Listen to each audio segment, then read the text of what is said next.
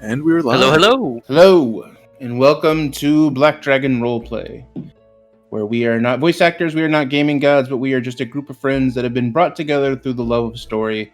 We want to share our tabletop adventures with all of you. A few things before we start our session proper. February was, I emphasize the word was, affiliate push for us. But we are so amazed by the support so far, and we were able to make affiliate in a little more than a month. So thank you, everyone who followed, hosted, rated our channel to give us this push that we needed. We became affiliate this week, so thank you for all the support.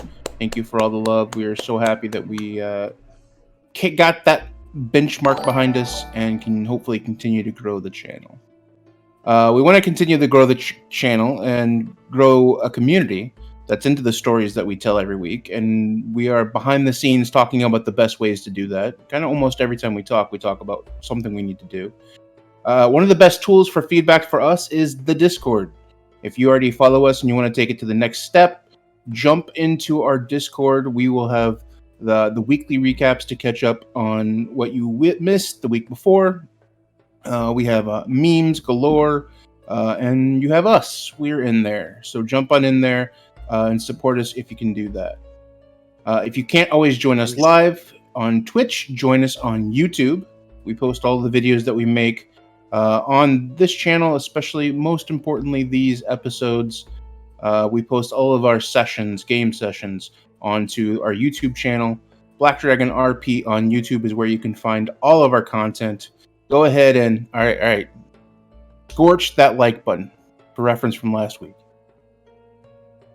Yeah. We're going in the right direction. Yeah. Scorch.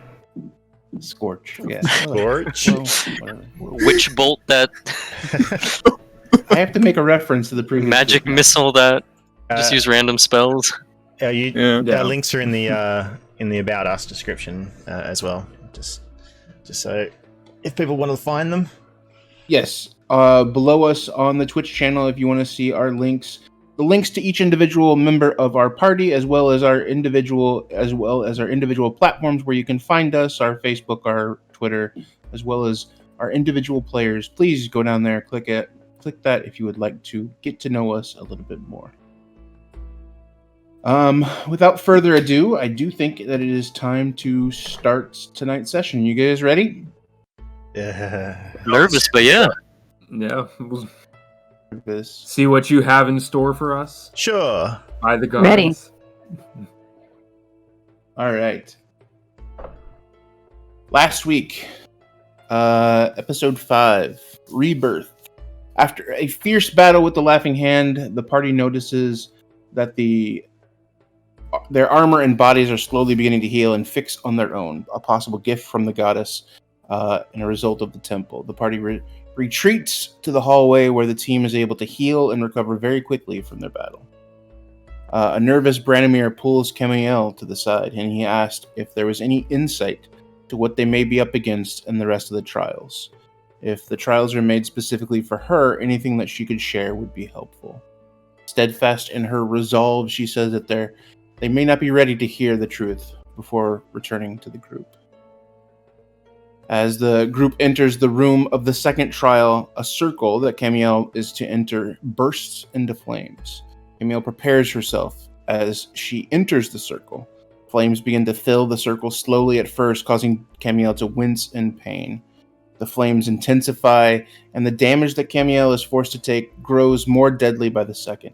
Using all of her resource to heal herself, she does her best to fight back against the now life-threatening pain. She knows she can no longer hold on, but she chooses to remain in the circle. As Camiel begins to fall, she regains her strength. Her eyes glow gold as she catches herself, and she remains standing in the flames at 1 hit point. The fire finishes, the timer runs out, and instantly a very burned Camiel collapses out of the circle and into the arms of the party, who help her as much as they can. After resting back in the hallway for a few moments, a nomad goblin wizard visits the group in the temple asking to trade. After displaying a few tricks, he reveals that he may have information that will help the paladin pass the tests. If interested, they need only to follow him outside. The group decide that, trick or not, Camiel should prove herself without bending the rules or cheating. The last trial begins with Camiel sitting in a zone of truth and answering about her worthiness to be a paladin of the Sister Eva. A shocking revelation about the murder of 6 men is exposed with the answer to the 4th question.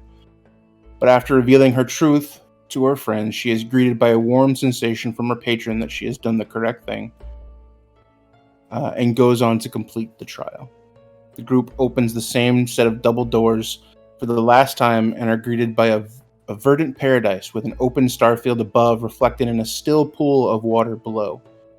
Sister Eva appears to the group and completes the trial with an oath between herself and Camiel, complete with a transformation. She's given new armor, new weapon, and a new body, stronger and taller, to help her fight evil wherever it can be found.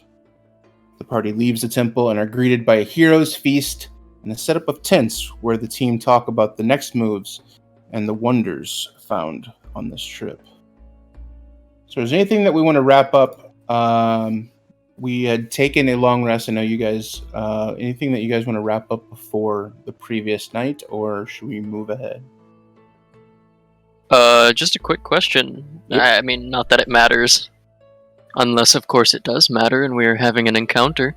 But should we roll for some temporary hit points because of the hero's feast? Yeah. Yes. We You believe that guys we can do should. that. Okay. Hero's Feast is 2d10.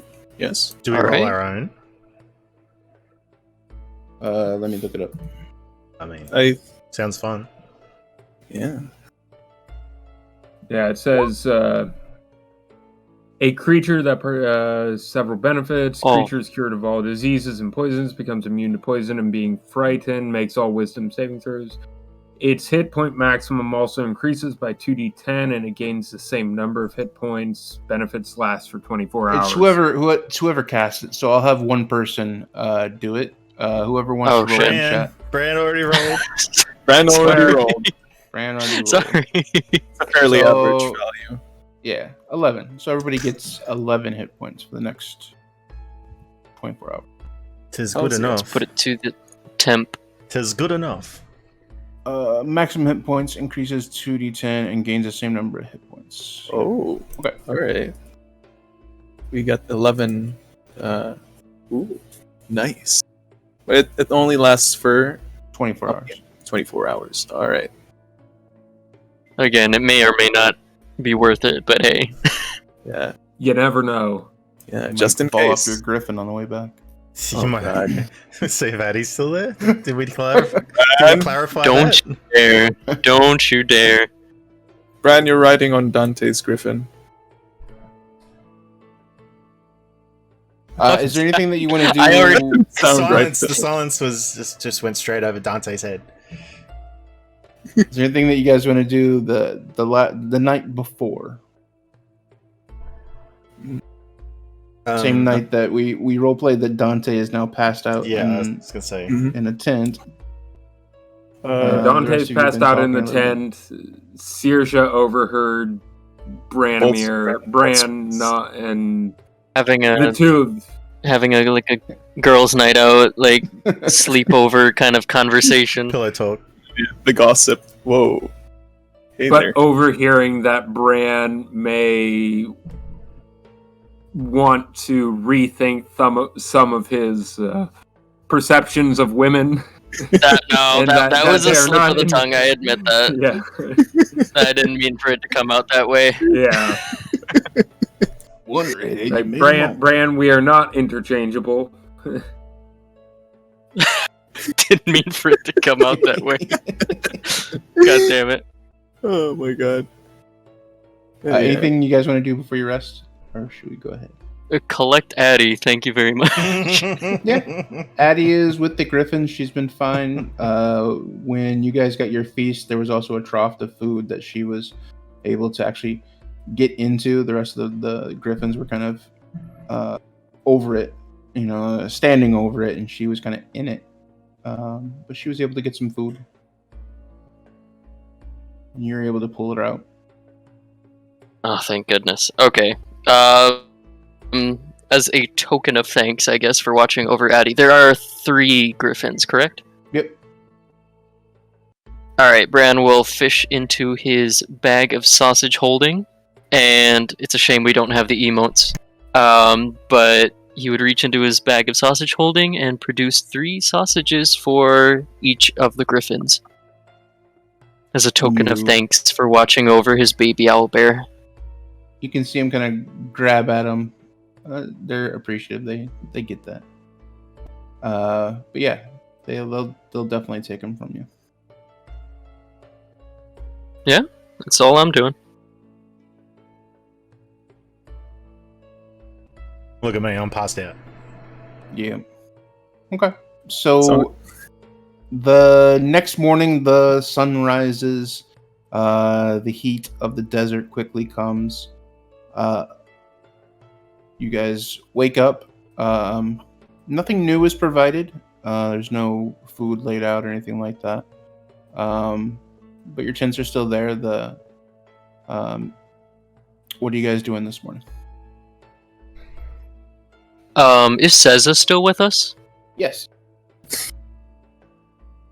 Okay. I honestly have nowhere to go with that. I was just asking if she was there. Dante's going for a run. But Boltzmann, She would come up to the guys and basically say, "What is the plan this morning? Where were we off to?"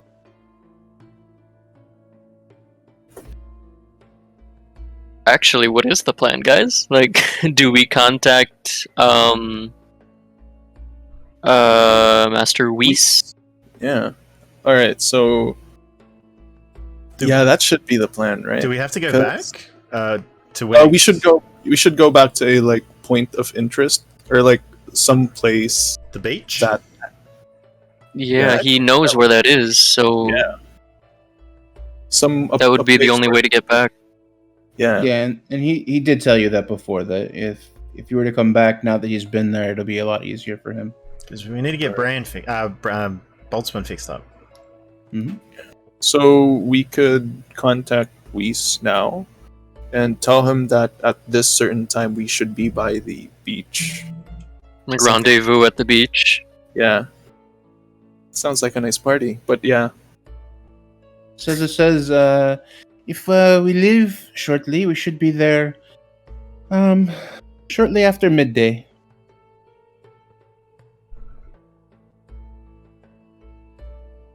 If we take the griffins directly to the beach, or would we have to stop over at the village and then we trudge can go back? directly to the beach. Okay. We have to stop every once in a while for the griffins, but because we are carrying 2 persons, but it should be no problem. We'll be there by just after midday. I mean, we don't need to contact Weiss until we get to the beach anyway, do we? Yeah, we could contact him when we get there. And he'll say, I'm a bit busy right now, and we'll meet up in an hour or something, so we can just relax on the beach. Remembering that Bran would almost sink at the beach. So Boltzmann would think, yeah, sure, we could do that. No, I want to see what everybody thinks when Dante takes off his magical breastplate and slides down the sand dunes in it. Oh goodness. But yeah, that sounds like a plan. All right, that's where we're headed. So we contact Weiss once we get to the beach. Yes. All right. Okay. Sounds good to me.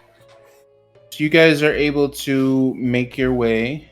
Again, flying over. You're taking the Griffin Express. The Griffins again. Who is piloting the Griffins? I'm going with Saoirse. Bran. Yeah, Saoirse would pilot Bran. one again. Nope, Bran is plopping his ass on Come on, Boltzmann. Saoirse's mountain. Boltzmann, would you like to ride with Seza?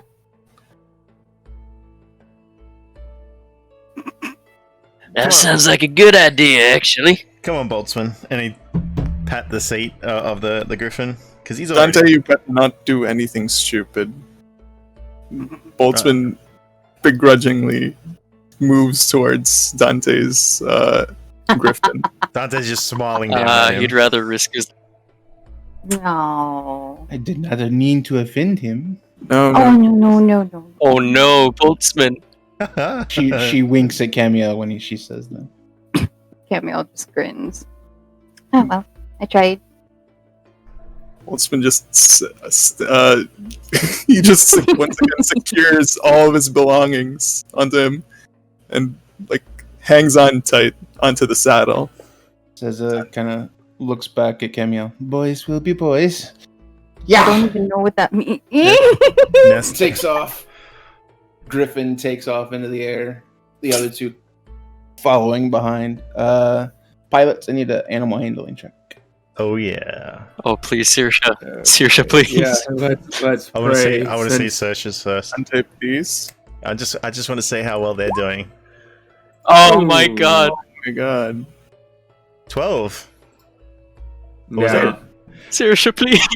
All right. Yeah, can we say did she have advantage on that? Nudge. Blown A to the 12 dice. or a 22? Blown to the dice, Boltzmann. Oh yeah. Alright, looks like we're crashing today. We're fine, guys. We're fine. Where are we dropping up to, We boys? got this. It's all good. Falling with style. It's those sausages. The griffins have indigestion thanks to brand sausages. Oh, Well, okay. As Saoirse and Camille take off majestically, Dante and What? Saoirse's griffins. It's Saoirse's griffin. It's hers. So they take off majestically, and Saoirse and, or I'm sorry, Seza and there we go. Seza and Camille's griffin take off majestically. Dante and Saoirse's are kind of caught off guard by her quick exit and kind of immediately jump after and follow. You guys kind of move and are jostled quickly, trying to reestablish your positions on the now flying griffins. You have a couple of close encounters. It's not quite as smooth as it was the first time that you came out, but eventually you're able to. Seza kind of slows down, seeing that you guys are struggling. You guys are able to kind of reposition and refocus, and she's kind of able to help lead from her position a little bit more. And you guys are able to make it. Traveling back over the rest of the sand dunes, past the city of Ismailia,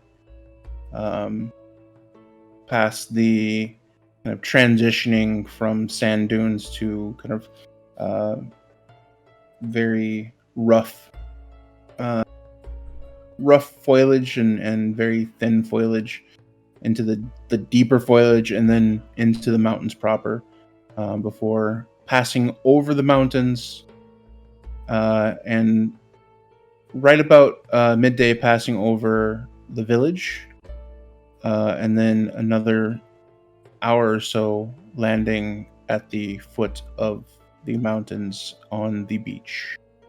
The black sands that you have been to previous.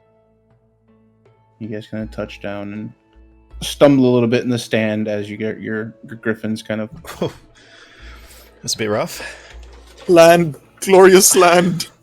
We should Also scrambled. Boltzmann, it's okay. The more we do this, the better the ride will be. I'm sure. That's how it works. That's what she said. God's no. And with past histories and anything to go by, I am correct. So we should go for another flight. Joyride. Boltzmann just scrambles onto the sand and shakes his head. No. Dante, I trust you, but no. Dante just shakes his head. Oh, that's a shame. I told you that you were free to ride with Seza. And now you're complaining. Boltzmann just shoots Camille a look. She smirks. He's just. I thought it was exhilarating. Anyway, Bran is just behind Saoirse as she says this. His plate gauntlets like clutched at the fur of the griffin with Addy tightly pressed against his armpit. He would be white knuckled if we could see his knuckles. Pretty much, yeah. I was actually gonna go for that, but then I realized, yeah, he's wearing plate gauntlets. But yeah, he's shaken after the first joyride with Saoirse. The second time around was not a very fun experience. Thank you, Saoirse. Thank you, Saoirse. Well, if you hadn't eaten all the sausages before we left, you probably wouldn't be feeling as sick as you do right now. And he just kind of like trudges across the sand and towards the nearby trees. To which he shouts back, "It's those mosquitoes again!" Saoirse would look to Camiel and say, "You know, sometimes I feel like we have to act like mothers with them." Well, just leave them be. They are who they are. Branimir is just... well, Branimir is Branimir, and he's fighting the mosquitoes right now, as you can see him swinging his arms as if that's going to help for some reason. She's just watching him from the distance. Bran, don't hit me. and of course, Boltzmann is being Boltzmann by being completely shy. I did offer him to ride with Cessa. I thought that was the nicest thing to do. Oh, yeah, you did what you could. And he preferred to ride with Dante, who is also just being Dante. Dante, who's like at the moment stripping down to the waist, and you kind of see him inching towards Bran's shield as if he wanted to just borrow it for a second, and then realizing it's probably better not to, he picks up his he actually has taken off his breastplate and he's picked it up, and he's running up one of the sand dunes at the moment. Right, and there he goes. And it's really good sand. There's a lot of fine sand to it, so. And he's going to slide down on his breastplate as best he can. Says it turns to Camiel. Before I go, Camiel, can I have a word? Of course. If we can walk. Absolutely. All right. Well, excuse me, Saoirse. As you're leaving, you hear Boltzmann cry out, "Bran, I've got an idea!" And then you hear this electrical hum somewhere. He's all. You can now see Boltzmann. You can now see Boltzmann also swinging at the air. Oh my god! You go, Camiel and Cessa. I'll just watch and at least try to make sure that nobody gets hurt. There's a flash of light on Saoirse's corner of her eye as a bit of sacred flame goes up near Bran. God. Just you two doing that, and up in the distance you see Dante just go, watch me while I go down here, watch me! Look at me! Look at the size of these things, Boltzmann! They're huge! Well, trying my best, Bran. Saoirse, have fun. I'll be back with your shirt. Didn't you know those things carry diseases? I know, exactly. I'd want to get one of these under a microscope. So as Camiel and Cessa kind of turn from the party in their area, they walk together. Cessa's mood has shifted slightly. Camiel, when I was asked to take this duty to be able to join you, the ambassador had a feeling that you would need help, and I was glad to aid you in any small way that I could. She knew that you would be facing the trials, even before you said you would. I believe she was also gifted a vision. I see. It is the respect that she has for you, and the respect that I have for you now. Oh no. Camille just looks at her fingers. I'm honored, truly, to even have you. And it's true, we did need you. And we are more than happy to have you. As much as you have gained my respect as a warrior and as a true-called paladin, as it was my duty, I will report to the ambassador all that I have heard. Whatever happened in your past, if justice was served, we will help you clear your name. Camille, she tries her best to keep a straight face, but ultimately fails at the mention of her confession. And she looks up at the sky for a bit, as if to look for a proper response. What I have done in the past should remain in the past, and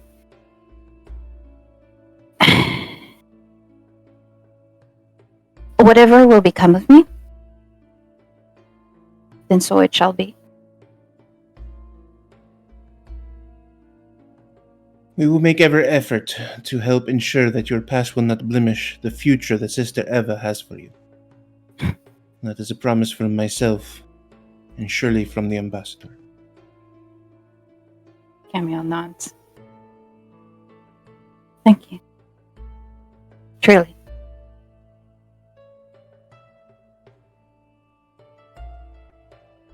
Okay. Well, I think I better go back. There'll be, like to stop at the village before it gets too dark, and still need to make it to the capital. As you go and travel, go in peace and blessings, Paladin. For Ilithana. For Ilithana. And she gives as a curt bow. She responds. Oh, before you go, could you go over there and say goodbye to my companions before you leave? Yes, surely. All right. Boltzmann! Somehow I knew you were going to say that. Friend, stand still. I can't help it. New body, still old me. Everyone, thank you for the hospitality. Thank you for the entertainment. And thank you for your skills. If you ever need me, of course, I am just a message away. If you never need me or the ambassador or anything else, please let us know. We are more than willing. Yes? Thank you kindly for doing your part, Ceza. You did great back there. I appreciate it. You did very well as well. Thank you, Ceza. Boltzmann, he straightens himself. He's, how do I say this? He's, I was about to say stiff, but no, wait. English is suddenly hard, friends. I'm really just put yourself in these situations. Stiff-backed. Stiff-backed. Yeah, It takes a step backwards. He stands straight, as if saluting, as if meeting an officer of higher rank or something like that. Superior officer. Why does English suddenly become the hardest language whenever I'm in these games? Good God. But anyway, especially around virtual women. Shut it. Anyways, he does he bows, he gives her a bow and tells her, we thank you for your help in the past few trials. I do hope that the journeys that you'll have ahead of you will be quite well. And he's now looking away. And anyways, He says thank you. Foilethana. There's this. His voice would almost break, and yes, thanks, Bran. He just takes a step back now. She, before you take a step back, she reaches out, touches your arm. Boltzmann, thank you. Foilethana. She takes a glance over at Cameo and looks back. Camille Boltzmann. just smirking in a corner. Boltzmann Says now nothing. is going on his defensive mode. He puts on a deadpan face. Yes, of course. And he just tries to, like, almost in a robotic movement, like, go back in line and take a step back. Right? In the distance, you hear just like, "Bye, Caesar. Pleasure meeting you." Big wave from Ceza. Smile on her face with Dante. He falls down the hill. Catches the eye Like of... falls down the hill. Like he just trips. He trips and falls down the hill, like the dune that he just climbed up to go down and fell. And Like not sliding down the hill, like falls. He fell and now he's rolling down the dune. Oh, by the gods! He'll I be think he She's wants alright, to die. I can fix that. Ceza catches the eyes of Saoirse and gives a gentle nod. Yeah, Keep them all safe, yes? Yes. Saoirse would have, amidst all of this, would have been watching and probably eating or nibbling on some of her dried rations, a little bit of fruit and nuts. Kind of like popcorn, just watching everything going on. Yeah. Well, hopefully Camiel and I can keep them safe. They're Maybe not fine. without a few broken limbs, but by the looks of... Well, he fell on something soft. He'll be fine. Sam is very forgiving here. Yeah. Camille's just standing in like in this position where she has both her hands on her hips and she's just watching Dante just roll. Sand flying But everywhere. thank you. Yeah. Saoirse, I swear it's going to wind up in places that he didn't expect. But thank you, Ceza, for everything you did. to you're help. very welcome. And now I must be off. She kind of jumps on her own griffin, gives it a nice warm pat, gives a wave, and then taps the side of the griffin, makes a slight noise, and then takes off. And the other two follow behind. You see her kind of wave off into the distance and then go up back towards the volcano. Yeah, Bran would wave back as soon as she kind of cuts off behind the tree line. He'll be satisfied with the sacred flames that burn around him, eliminating all mosquitoes in the vicinity. And he will turn to Boltzmann, reaching out his ring of sending. You think it's time to contact Weiss?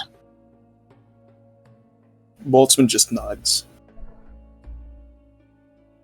Alright, and with that, Bran will transmit a message to Weiss that they are at the beach and ready for pickup. You hear back a response. Yes. Give me a little while. I will prepare and be there shortly. Same spot as before.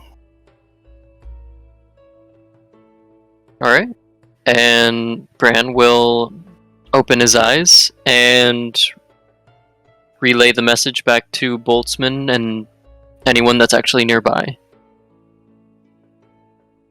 I think we're all nearby except for Dante, who's probably like, I don't know, face down on the sand right now. He's laughing on his back. Collarbone. He's in the sand at the moment, just laughing to himself. Yeah, so I guess Bran will tell the three other party members Whis' message. So you have a bit of time here on the beach. What are you guys doing? Oh, when he meant short, like a very short time. Yeah, Saoirse would have asked a little while.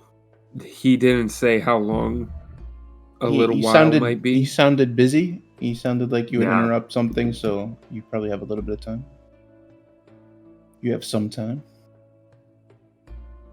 Well, suppose we can do whatever we want around the beach, but as long as we stay on the beach.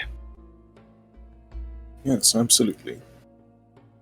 In that case, Boltzmann is now going to take off his gloves and stuff it into his bag of holding, and take off his breastplate and also stuff it in his bag of holding. And he is going to look for a dune where he could just sit down and just look at the sky. That's just it. If you guys need me, I'll be just here. He's letting himself sink into the sand.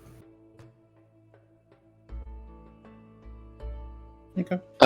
Bran will begin patrolling the outskirts of the beach itself, kind of refusing to remove his armor, at least as of now, considering the area is possibly still hostile. He will just patrol the outskirts. So like the tree line. Mm-hmm. Okay. Keep an eye on things. Camille. Yeah, and I think. Well, I know Camille is, or excuse me, Yumi said she'll be right back. Okay. But Saoirse, oh, she's back. Saoirse would basically just be hanging out, probably still watching and doing that popcorn eating gif, basically. Watching Dante just tumble down the sand dunes, kind of chuckling to herself. But I think similar to Bran, she would be keeping her eyes open just in case, while they wait for Whis. Not sure. I mean, last time they were on the beach, I don't think they didn't see anything that kind of piqued her or activated her. I want to say ranger sense. Here. You can roll a perception if you'd like. Yeah. Yeah, she'd be keeping her eyes out, so open. Let's see. 14, which I think is one less than her passive. So. Okay. Camille, you do anything special? I have no idea what I missed. We are currently at the beach. Seza has left, and Whis will be there in a bit. I didn't say specifically how long, so you guys have some time there at the beach. Actually, I think the first thing that Camille is going to do, she's going to get rid of her boots, and maybe a few more articles of her new armor. Okay. And basically run towards the shoreline and just tap dance away at the water like a child. Okay. You would. Yeah. I would feel like you would pass by Boltzmann, who's just sitting on a dune. Not on a dune, like he's like lying down on a dune. He's just letting himself sink. And as he passed by, you would as you would pass by, you hear him say, "Oh, hi there, Camille." And he just lets out a sigh. You kind of take a double take, because as she walks by, you don't recognize it. Oh first, yeah, and then right. You do notice. Oh yeah, that's just. Oh, Camille. hey there, Camille. Boltzmann just. She turns around and looks at him. Hey, what are you doing? Relaxing myself. Looks fun. It is. Come, sit. Stare at the sky and all that. You know, if you I heard that if you continuously look at the sun, you're going to be blind. So not only do you have to worry about the illithid in your brain right now, you'll also have to worry about your eyes. Not looking at the sun, Mom. Don't. That's the second time someone has called me Mum. First little sister, now Mum. Make up your mind. That's what I would imagine what a mother would sound like. I wouldn't know. He just looks at you. Same. But anyways, just leave me here. Should I call Branimir? And then you see this smile creep from his face. Finally going back home.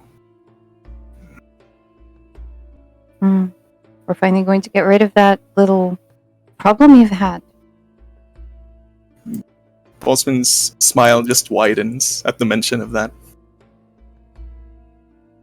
We can drink to that too. And this time you can join us. And his smile grows even wider. I can't wait. Let's not count out the outcomes first, shall we? We'll get there when we get there. Of course. Let's just enjoy this moment. And even just a little bit more, and his entire body would be more than half of his body would be like under the sand now. I like this feeling. You know what would be better? Oh, I shouldn't do that. I don't want to damage anything that's on you right now. What? Cover you in sand? Boltzmann, takes off his bag of holding. Make sure that this thing is safe on you, alright? Of course. Do it. Just do it. Yes. She Shoot kind me. of jumps. She jumps a little bit and she gets on her knees and very gently starts covering his body with sand and pats it down. You can see Boltzmann closing his eyes. It's like he's relishing this moment right now. And if anything, you would even think that he's falling asleep to this. He's not saying anything. You can finish just making your sand Boltzmann. Sand Boltzmann. Yes. There is kind of a cool breeze that kind of comes in from the water. It's much more humid here than it was where you were. So it's kind of weighing on you, but then that breeze kind of lifts you up a little bit of relief. Saoirse, you're watching this from kind of a distance. You see Boltzmann kind of begin to get covered completely, and you see a shadow pass over the top of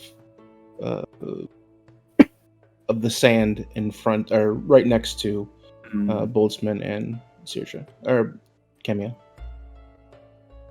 Okay, so seeing the shadow, she would immediately look up and probably put a hand over her eyes, scanning the horizon, scanning the sky to see what it was that cast the shadow.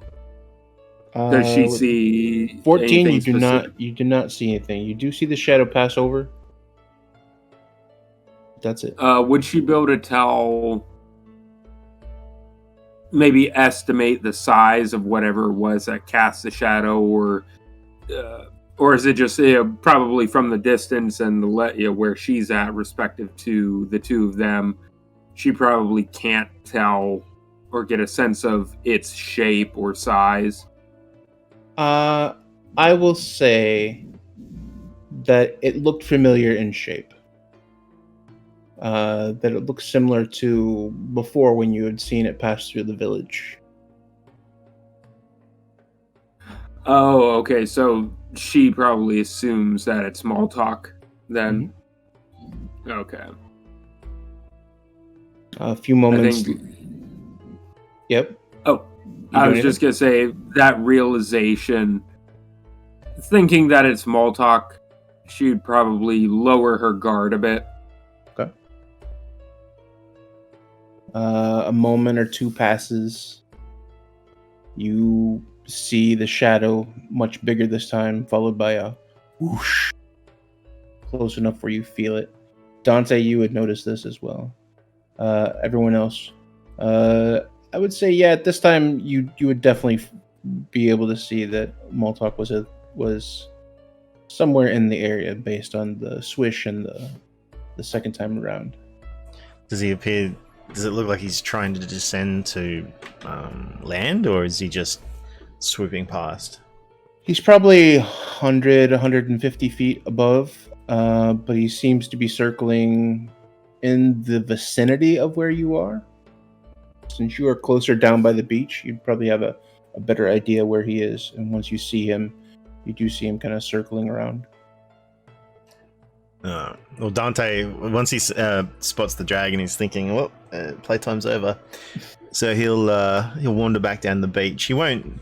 He's not, like, excited about it, like, thinking they're going to be attacked. He doesn't believe that, but he figures it's probably best to show a little decorum at this point, and goes back to the beach and washes off the sand as much as he can, or as much as it won't wash away all the sand, and start putting on his armor again.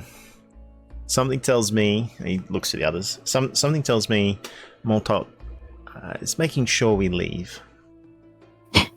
There's a long pause as you begin to clean the sand off you, before you look out into the ocean. You hear this huge splash, and you see this 30-foot red dragon spread straight like an arrow, dive headfirst into the ocean about 300 feet from the shoreline where you're at.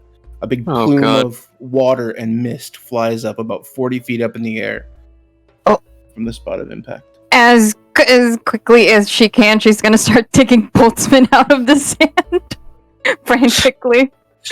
Brand is running back to the beach. He's like sinking, like Boltzmann, halfway roll a down. dexterity check. Oh no! To see if you can get out of your hole. Wait, what? Me?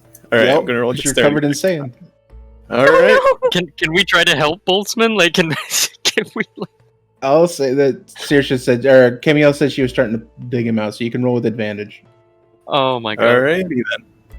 Rolling with advantage, a dexterity check, just a general dexterity check. Yep. Alrighty then. Oh, save. Oh, okay. But regardless, that's same, still plus 2. 17. All right. So yeah, 17. you're able to free Boltzmann. You're able to get him out and up and at least clear of the sand. By the time that he's clear, you see Moltok, this mighty red dragon, crest out of the water with this huge 10 to 15 foot shark in its mouth. As they both kind of clear the water, you see Moltok flying now towards the beach, towards you where you are. The shark now thrashing in its mouth a bit, but when Moltok's jaw clenched deep into its flesh, Moltok lands probably about 250 feet down the beach where Dante was. You see him place a large claw on the body of the shark, and with one motion release his bite and then bite again, dealing a deadly blow. The shark slowly stops thrashing as blood covers Moltok's face. Hunting. Oh, Nature is scary. Hunting and maybe proving a point. Something tells me he wanted us to see that. Absolutely. Yes, I'm No inclined thanks to the agree. rumors. After People will a talk, moment, after a moment of focus, Moltok scans the beach, looking left and right, eventually meeting his gaze with yours. He drops his dinner and slowly begins stalking forward towards your group. Oh joy. Despite the dragon's Hey, size, Bran will still kind of step in front of the group with his shield a little bit raised in front of him. As pathetic as it is. When Bran does that, Camiel would put a hand on his shoulder and then on his shield and kind of encourage him to lower it a little bit. He kind of turns to Camiel and nods. Lowers the shield just a little bit. He gets about 100 feet, 75 feet from you. You start hearing him growling as he stalks. Still here. I see. We're just about to leave? Waiting for our ride, you might say. He takes a large sniff of the air. Or should I say, you've come back.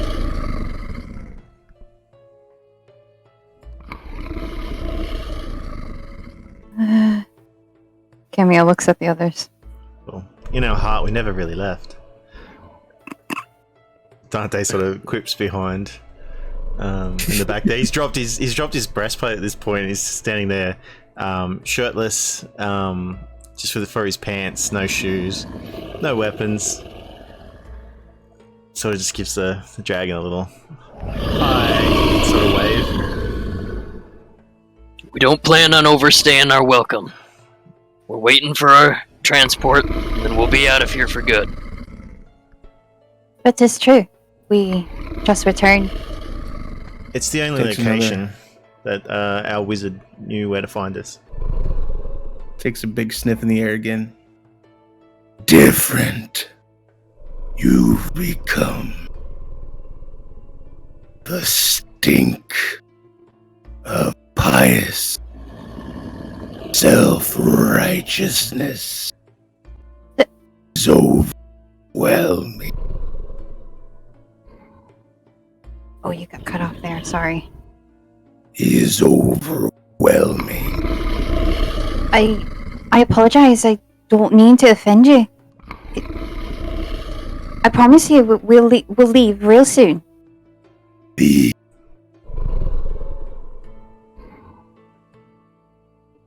I think you got cut off again there. Yeah.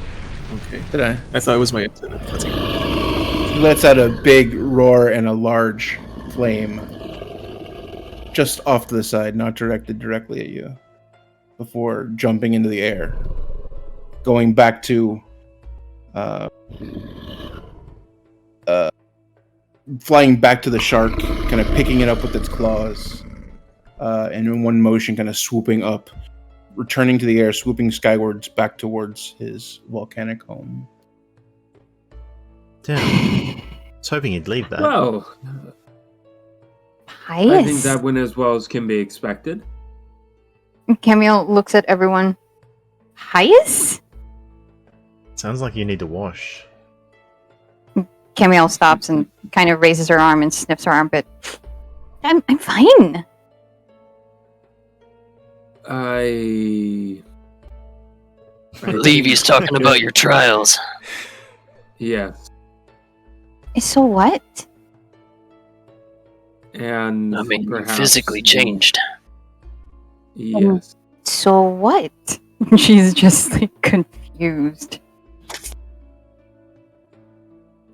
A creature like that, his power and age, my guess is he can sniff out more than just natural sense.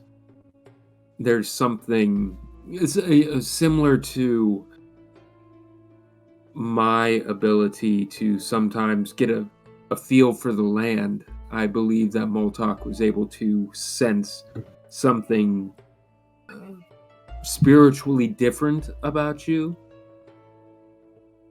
It's so stupid. Well, In that case, Camiel, would you kindly? My bag. Oh, of course. Sorry. And she hands over the bag.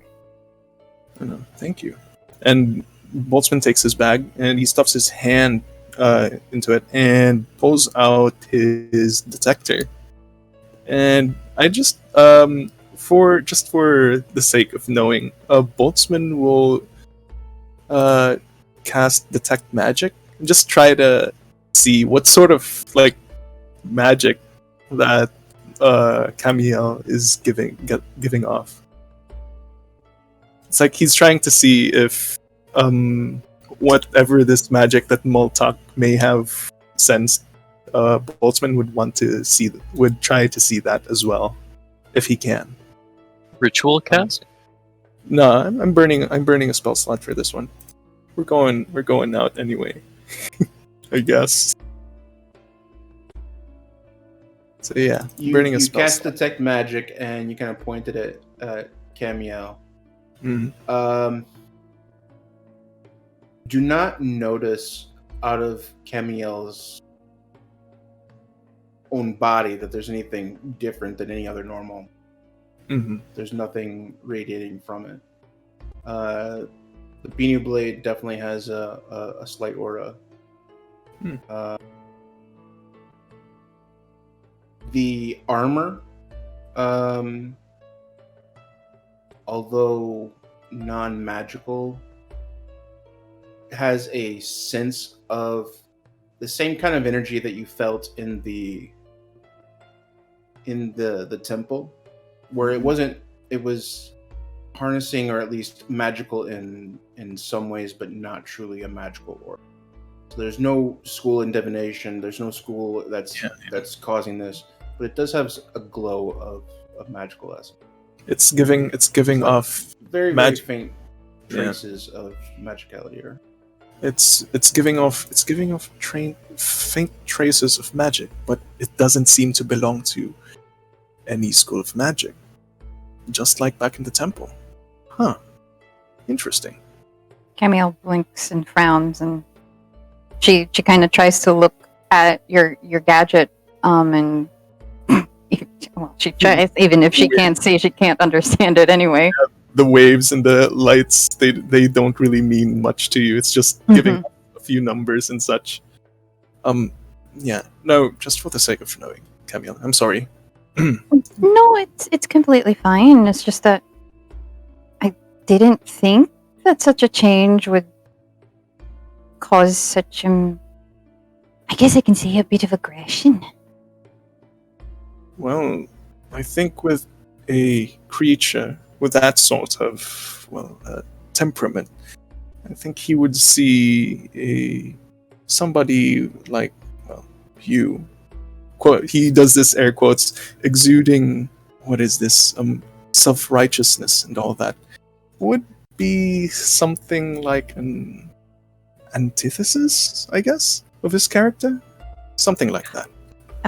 That's so stupid. She kind of waves her hand. I find that really stupid. Boltzmann shrugs. You have been heralded as the champion of Sister Ava. Nah, it's just his nature, I guess. I don't know. You also see on the Beanie Blade that it's enchantment magic. Oh yeah, and her blade is enchanted, of course. Well, Anyway. that did give me quite a scare. I thought for a moment there we were going to have to deal with a big wave of water and we would lose Boltzmann to the waves. I wouldn't really mind, but Oh, you stop it. when is Whis getting back here? Goodness. I'd say it's gonna probably lie. been... Go ahead.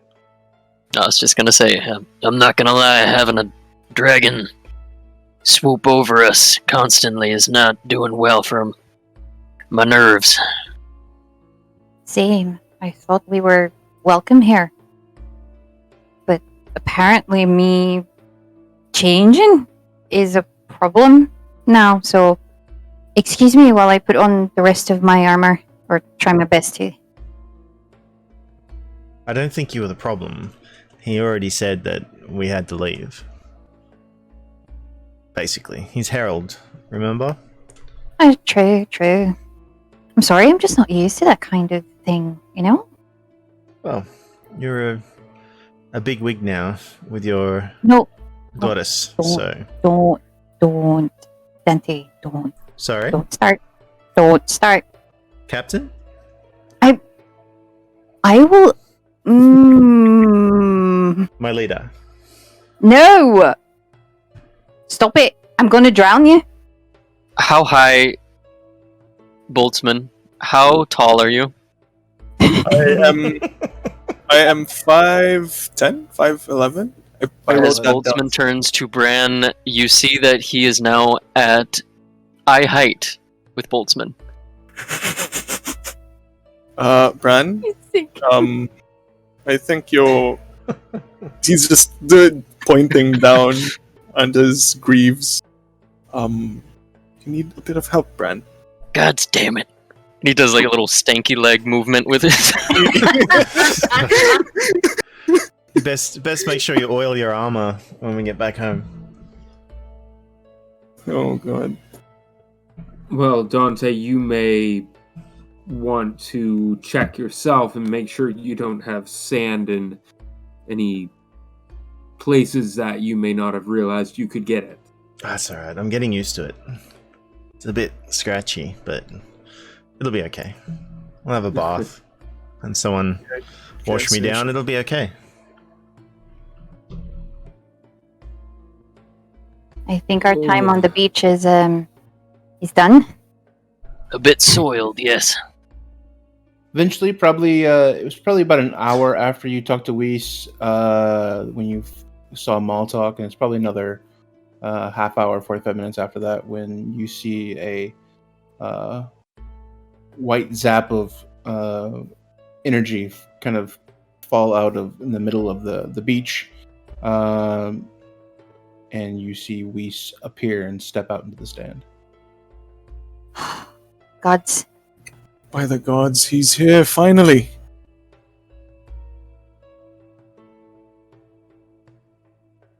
And he'll walk up to the group.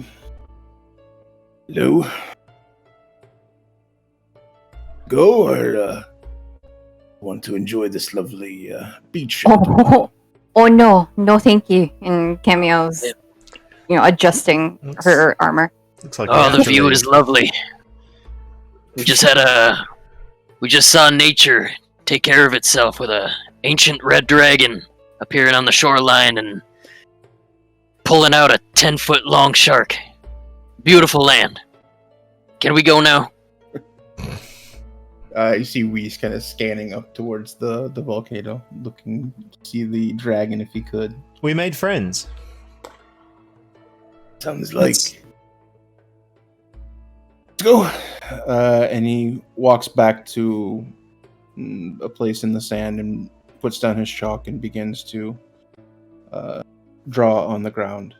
A few moments later, the runes that he has drawn kind of light up in the center, and you are able to quickly and now familiarly jump to the middle, and then you land just outside of Weiss's collectibles in Numer. Oh, finally. I will always take a temperamental griffin to that. Ugh. I think I'm starting to get used to that. You see that it is later in the day than when you left. It was probably late afternoon when you left, and now it is nearly sundown. Golden hour. Sorry, damn. Did he take us back to Numer or back to Silt? Because weren't we in Silt? Numer. Right. Okay. He's from Numer, yeah. And you guys didn't say where you're gonna go. That's okay. I just wanted to double check. Yeah. I hope this is where you were going. I should have asked. Any place is better than there, sir. Thank you. And I believe that Silt should be avoided for the meantime, until notary is found, Captain there, Hans, is quite a predicament. Safer you are here, I believe. We quite are. Predicament? Well, with his personal knowledge, yes. Same reason he kept you from the ritual before, the same reason he questioned you before. I talked to him again after you left. Very interesting position here. Regardless, we're now here.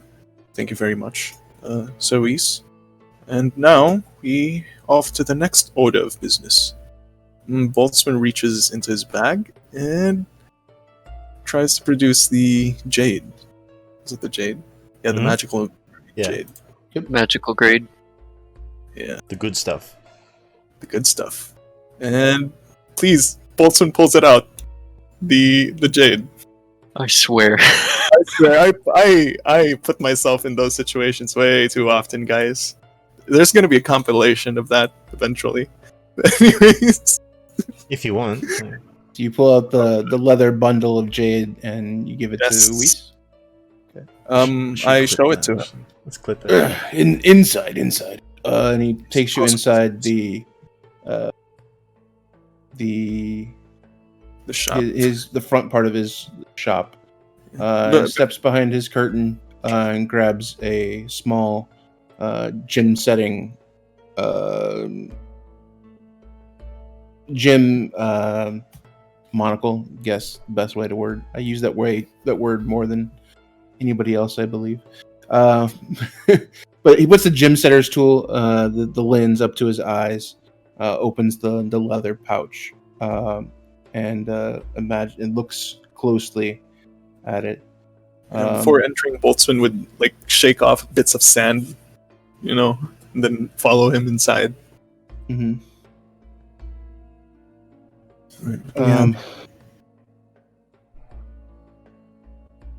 He begins to inspect it. This jade you brought back, it's amazing. It's exactly what is needed. Oh gods, yes. Right. What do we do now, sir? I believe I will begin crafting. Start the crafting process tonight, and I should be able to use it. It'd be about a week. If you need to go somewhere, feel free. Just don't wander too far. My focus and energy will be concentrated on the making of the necklace. So another Ujati day at the beach is out of the question without your own transportation. Yes, we are not going back there. But, right, a week. Looking around, Boltzmann, is the team, are the others with him? Inside? Or where are you guys? Your party? I assume we came in with you. Yeah, I'm probably standing right there. We gotta look after you and make sure you're okay. And as you guys get in, you notice that Tippy has kind of poked out from behind one of the shelves. He's restocking, sees you guys. It's me. Hello there. Well, hello. Well, if it isn't Tippy. Is it even you? God. We says, yes, I will begin crafting. Tippy, please, take this down below, to my laboratory. I'll begin working on it, very shortly. As for you, where can I, get a hold of you, when I'm ready? Boltzmann looks around and, well... We could take lodging at the inn that we were in before. What was it called? The Manticore's Den? Oh no, that was the rougher place, yeah. No, the rich place. The rich yeah, the duckling. The ugly duckling, that's it. That's Huslish Inkline. Something like that. Indolent, yes, you're Intellin. There we go. Very good. Yeah. We could just stay there. But a week. I mean, looking at the team, personally, after what we've went through back in Ujat, I think we deserve a rest, friends. They have baths there. Yes. I mean... You mean the wife? And Boltzmann just cuts off. Oh God! No, I don't think she was there. You want to take some lessons, Dante? I'm sure the husband was there, but he wasn't there. She wasn't there in the bath. They had good booze there. God damn it! No, she was. She did end up going to the bath with one of the employees. Oh, we didn't I had notice that around the wrong way. Yeah. Yeah. She was one of the employees. Went back there when Camiel and Saoirse were there. She walked past your place. Yeah. Your path okay. as you. Good on her. She probably deserves better. Talent like that. Talent like that. God. But anyways, we deserve some rest, friends. Every day we're risking our lives, almost dying, and all that. You will stay. I will hopefully try to complete it a little sooner. Is there any way that I can help you, sir? Possibly. If you have free time, surely come by. But I think I will need to assess a few things for my... He points over to his, to the others, my friends here. But yes, sir. If I do hope I will find time. Yes, and if you need any further assistance on anything else, questions, I have a full library at your disposal. Thank you, sir. Very much appreciated. And Boltzmann turns back to the others. Shall we? But before you go, I do have a request. The amount of jade here is quite generous sum here. It will take 1 or 2 pieces to create the object. If I may, I will take 1 piece for my own needs as compensation for the other materials needed and for the necklace and the time and such, if it is approved by you. With a given piece of jade, sir, how many pieces is it worth? How many pieces can you get from it? I have never bought this jade before. The best way would be to have it appraised and maybe even try to sell your remainings if you have no further use. The best place to look would be a shop in Rotberg. Arcanum Adventures is the place where I would go. It's where I get materials and the such, and also some ideas for items that I've created in the past. It's a good place. They would know the market value much more than I. Because personally, sir, this type of... With what you can do with this type of jade, I dare say that whatever is left, I think it would be better off in your hands. And Boltzmann would look towards the others first, though. Unless anybody would object, that is. It is extremely valuable, and as much as I would love to, I feel that it would be in your best interest to get it appraised first. But it is up to you. I'll leave that decision to you later. I will see how much I use and let you know how much remains. Will mull it over. Thank you very much, sir. It's getting late. I shall begin. Boltzmann just nods. Yeah? Dante has that look in his eyes that you just stabbed him in the heart.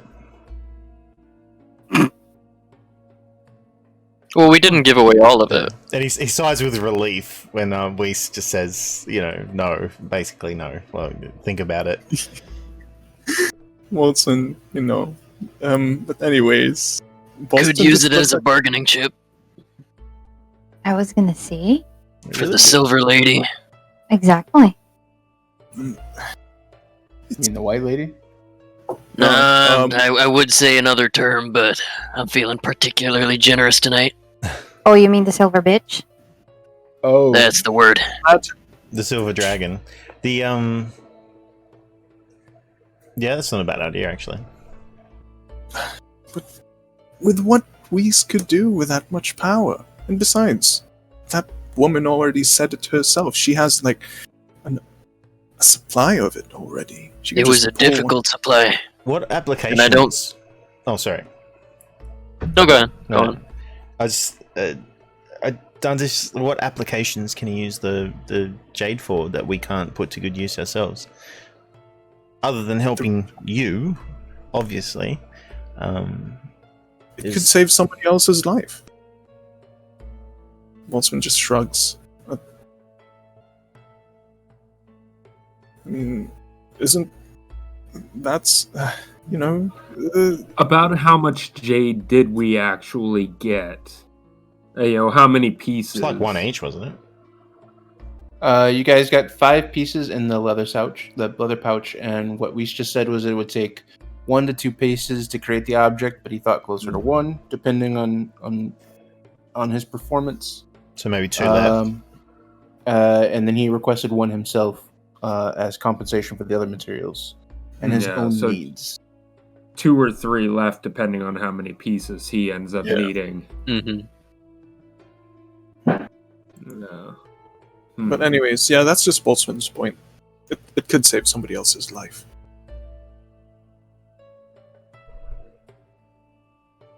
This is kind of out of character, but I mean, I guess it'll be figured out once the ritual is complete. But is it something that you wear, or is it something that's cast over Boltzmann? Because having extra jade might be a good idea if it is something that's worn, because if it's worn, it could be broken. And having a bit of extra jade would be, on hand anyway, would be useful. In case something like that were to happen. We're not too sure about the details of the ritual, because when the last time it happened, we weren't there. Yeah.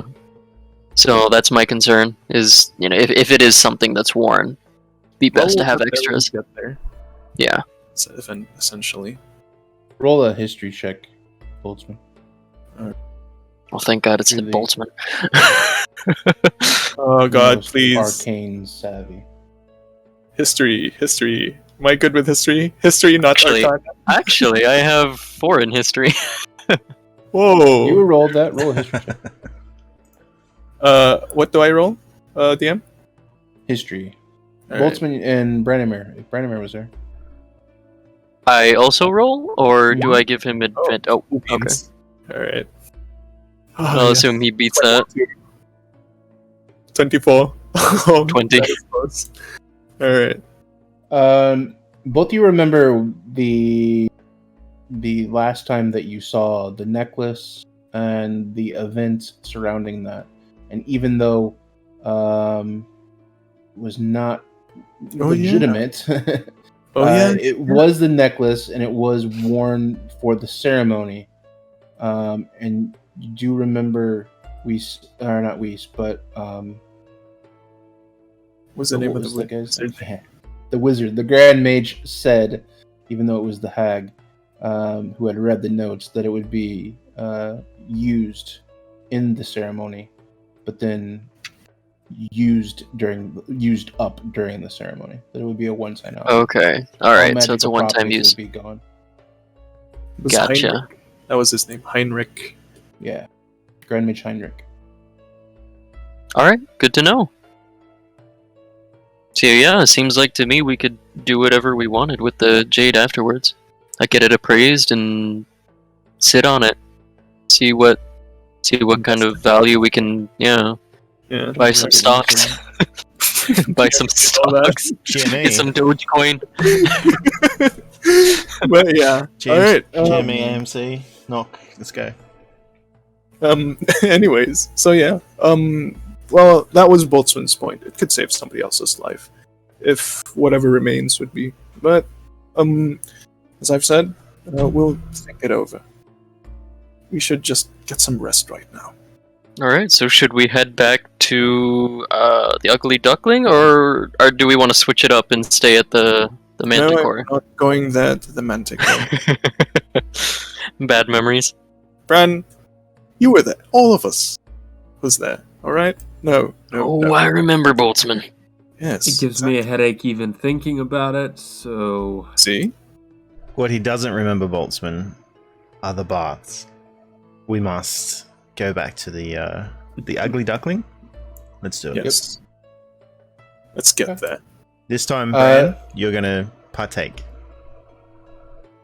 Wait. Before I forget, Dante, didn't you have he points towards Saoirse. Didn't you have something going on with Saoirse there? Oh, they still gotta keep up the act. No, we don't. I don't think it really matters at this point. It's a fancy type of place. They usually keep a logbook. I'm sure they remember. They also value money, and we have that, and they'll do whatever we want because we have money. It's a nasty divorce. You can say whatever you like to say, Bran. Or Saoirse, if she wants. So you guys What's a make divorce? it. You guys take the trek. You guys take the trek from the Weese's Curations in a shop and laboratory there on the outskirts of town. By the time you get to town proper, you are it is now dark outside. The sun has gone down. The moon has gone up. No, sorry. And you make your way down towards the center of town where you see the Das Hashtlich Intelin. And actually, that is where we're going to take a break right now. I'm going to need some water here.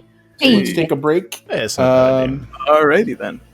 And then we'll get Sounds back good. to everything when we get done. Thank you to, I guess, Leo. Leo Selena. Gabriel.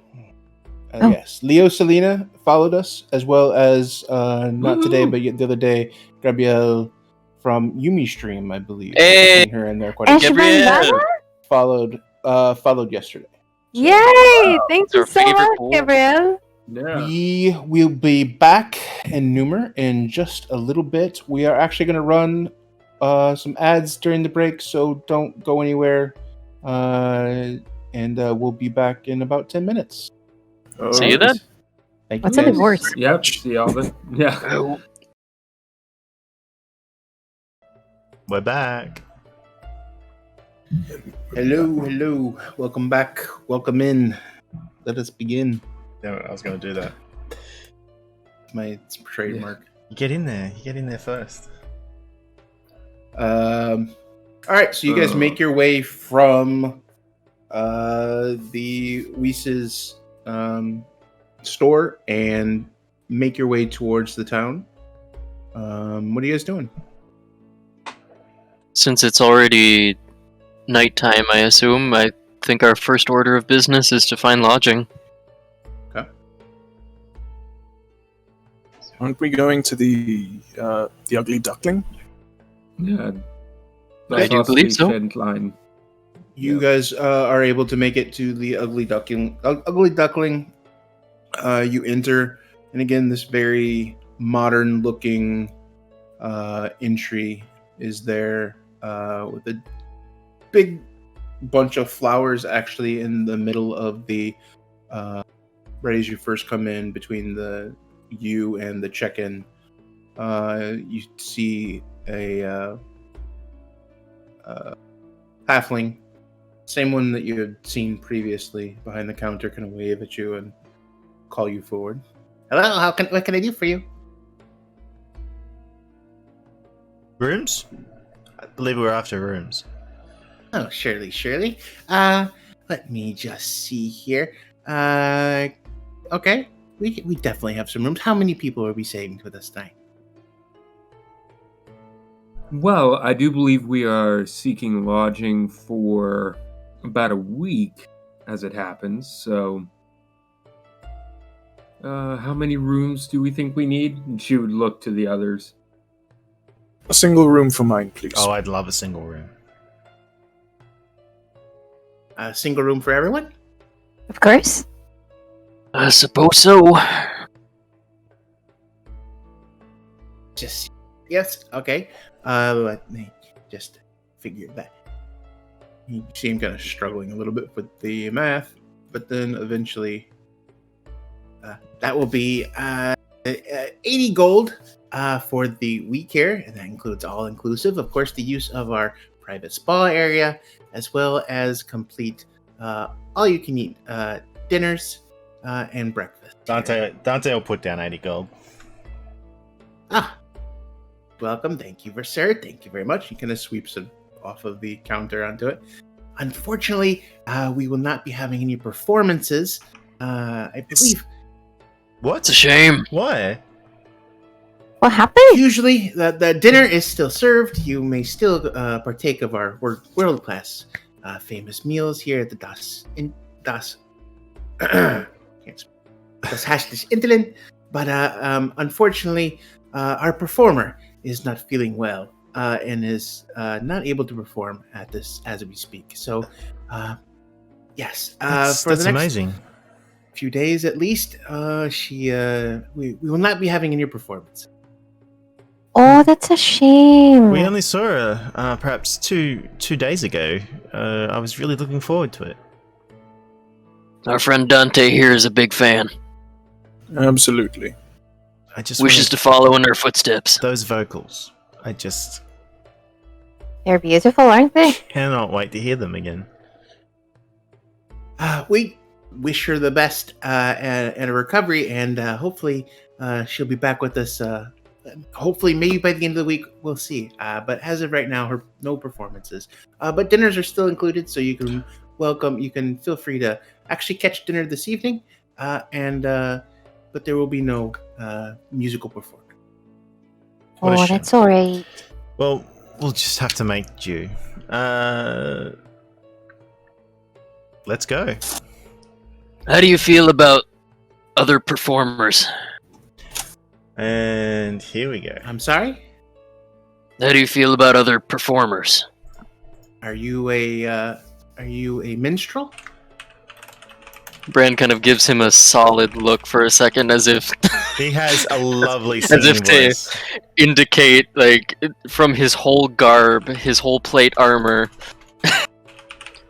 Does it look like I have a You mandolin? would be amazed, surprised even at his percussion, perhaps. He is such a lovely baritone. Bran kind of just shakes his head and indicates towards Dante. Are you, sir, able to perform? Sorry, that's a joke that I almost fell into. No, Bran, I'm still learning. I'm still practicing, trying to jog the memory, so to speak. I haven't played the flute in a long time, so I'm just trying to get to grips with it again. I don't think I'll be performing. And he just looks at Bran and But just you can walks do magic tricks. and walks away.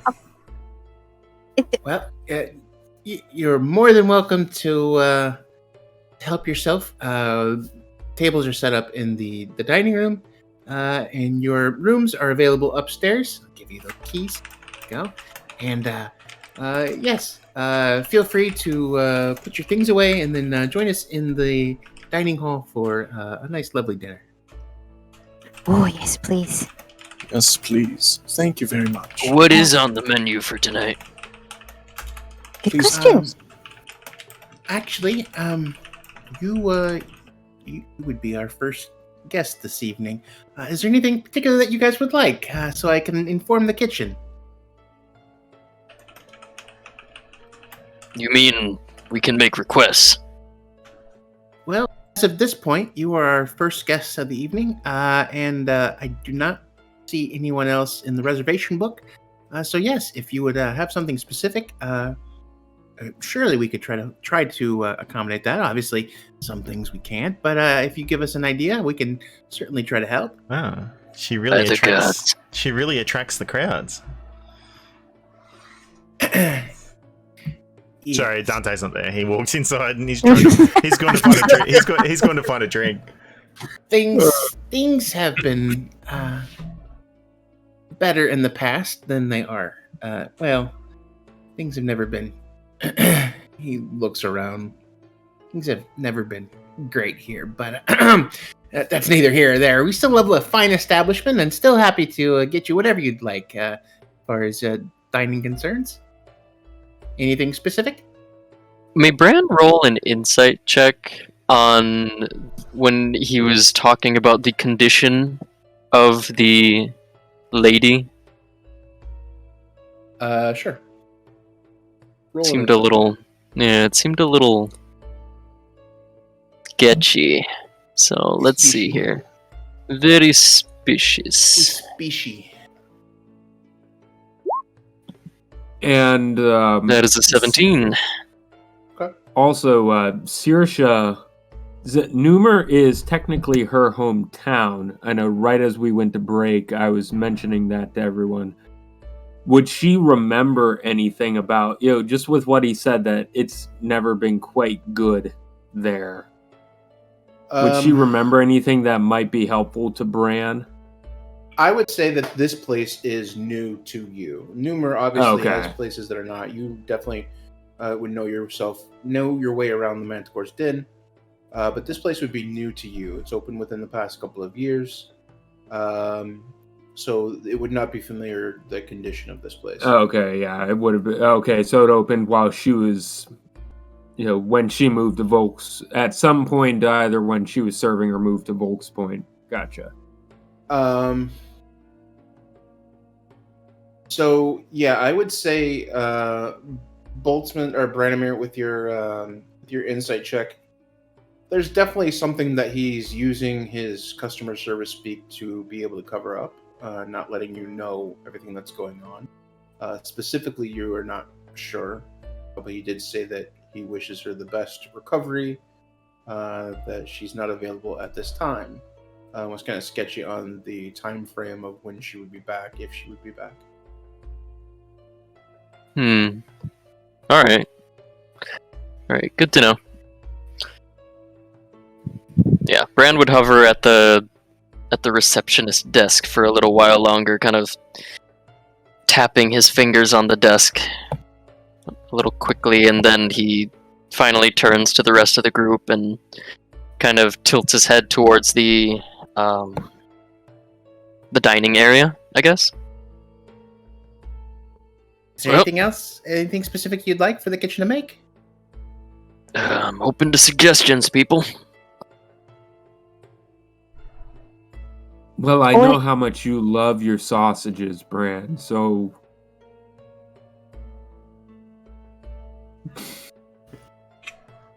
Now that I think about it, a steak would be nice. Yes, a steak. Or a quail. Is that possible? Yes, definitely. We can have a couple of steaks. We use when we prepare our steaks, we use a fresh goat's butter and kind of drip it and fry it in the pan with all the butter and everything on it. Very lovely preparation, one of the best that I've ever had before. We'll definitely take care of some steaks for you. Anything else? Don't worry about it. If there's anything else that you guys want, just let me know. We're gonna go back to the kitchen, let them know what you guys want, and we'll get it start prepared for you. Sounds good to me. Wonderful. Thank you. I would actually like to go to my room now, and she's moving her armor a little bit. I just need to remove my armor. Yep. Real quick. I've given him the keys already. The rooms are right upstairs. All right then. I'm off. I'll see you guys when I see you.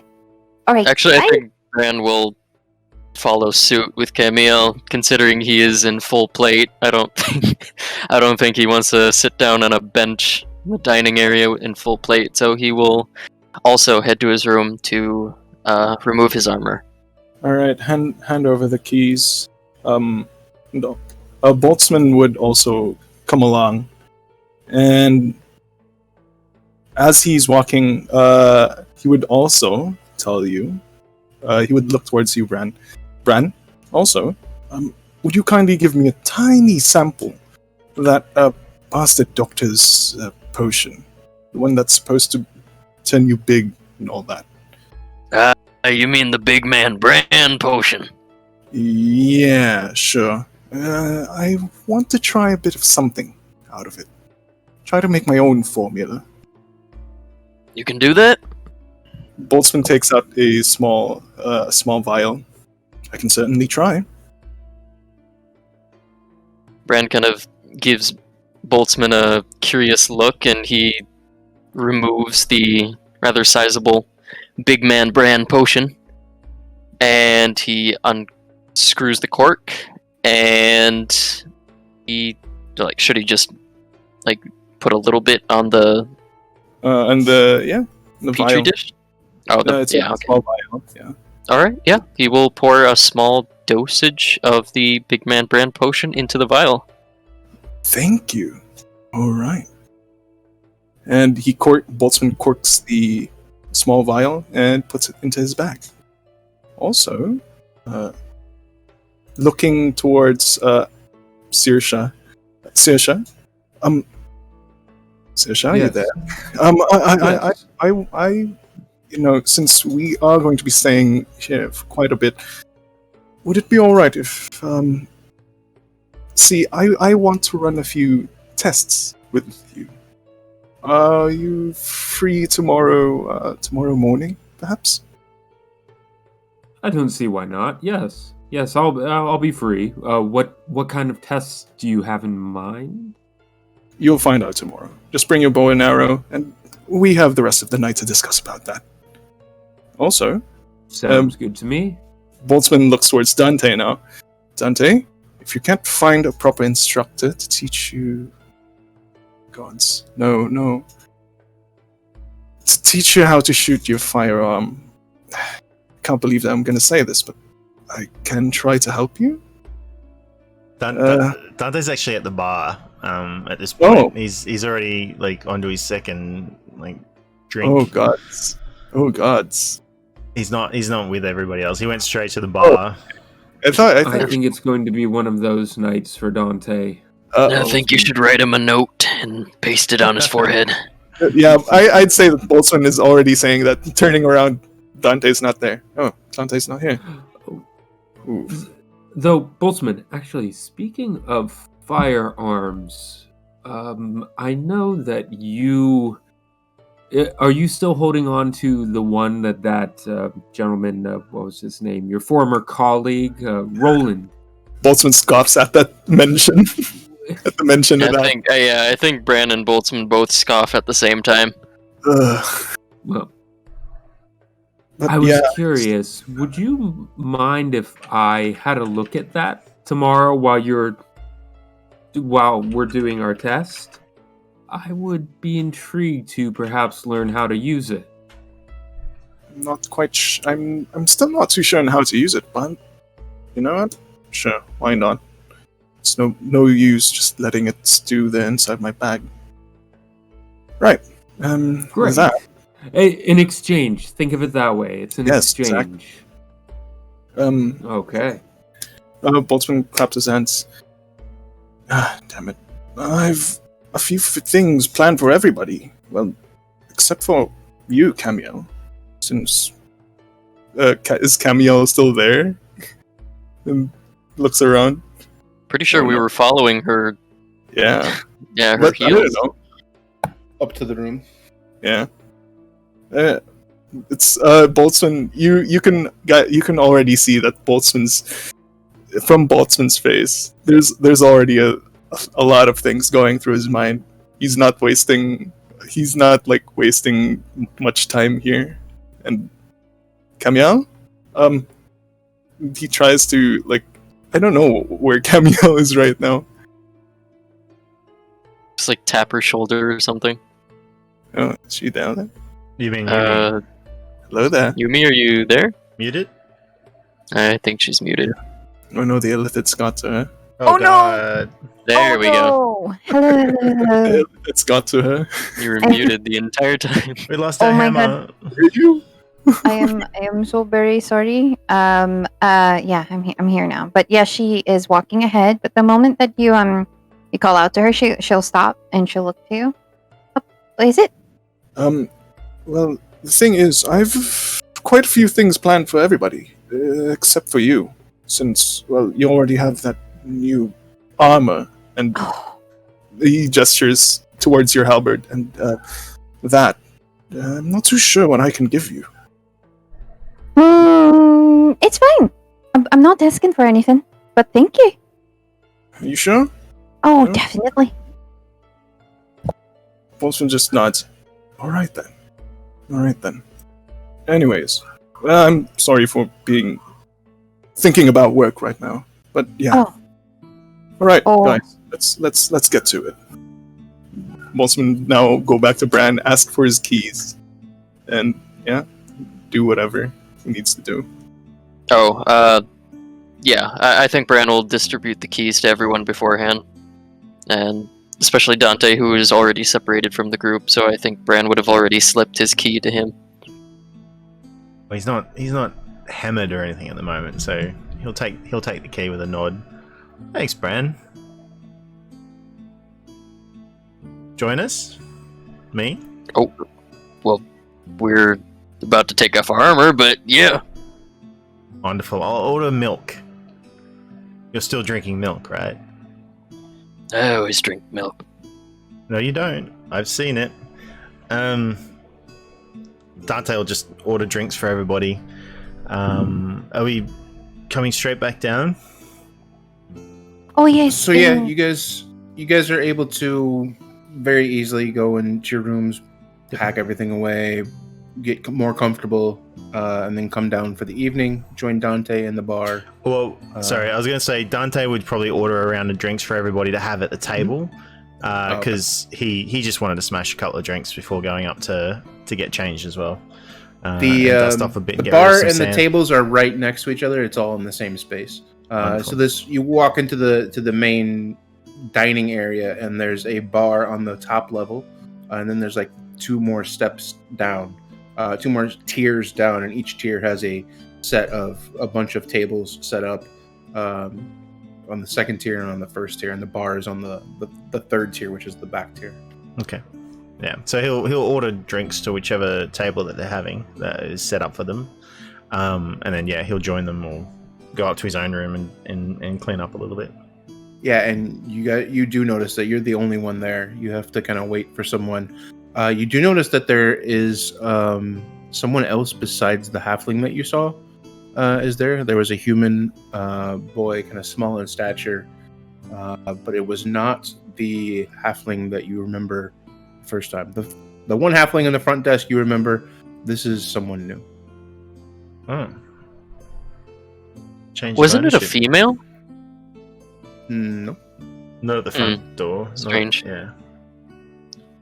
Ooh, intrigue. Interesting. So you guys are able to get comfortable, come back down to the bar. Dante, you're able to do the same. Yep. Food and drinks are served. If there's anything specifically you want to do tonight, go ahead. Anything you want to discuss before the next day? I think Bran is just going to enjoy his steak. It's been God's knows how long since he's had a honest to God steak. Yeah, it's been out of game about 2 months. Oh god. In game, it's been about a week. Yeah. Yeah. Has it just been a week? Has it been It's a week or like 4 You guys days? Or... fought the Illithid. You guys Oh, fought yeah. the Illithid, and then you guys went there. You were 2 days in the village. The third day is when you met Alrin. Oh my god. The next day, you guys woke up, went to the temple. The You temples? stayed overnight in the temple, and then you went back to the beach. So it's been about a week. We didn't Wow. waste time. Time flies. Good Yep. lord. Yeah, we deserve this, guys. Yeah, we hustled. Crazy God. week in Ujat. Anyways, yeah. Boltzmann will, while eating, will do his best to keep himself from drinking. And Almost. Close. And- Just gotta wait. Just gotta wait a. Did he say a week? Just One more week. Yep. Just Ish. one Yeah. more week. He'd be a One week more week, and before I'll he be can fine. be able to finish the design. Oh god. One more think- week and you'll be able to drink again. Just happy thoughts. Happy thoughts. Right. Do you think they have Sparkles and some coconut sunshine, milk? right? Sparkles and sunshine. Say that again. Do you think they have some coconut milk here, Bren? Bren kind of like glances over at his little coconut sproutling, which is securely fast around Addie, who is probably enjoying her own little mini steak. When not occasionally trying to reach around and snap at the sapling. Yeah, I feel like the sapling's little leaves are gonna tilt over a little bit, and she tries to swing her head around and try to bite at it. Oh no.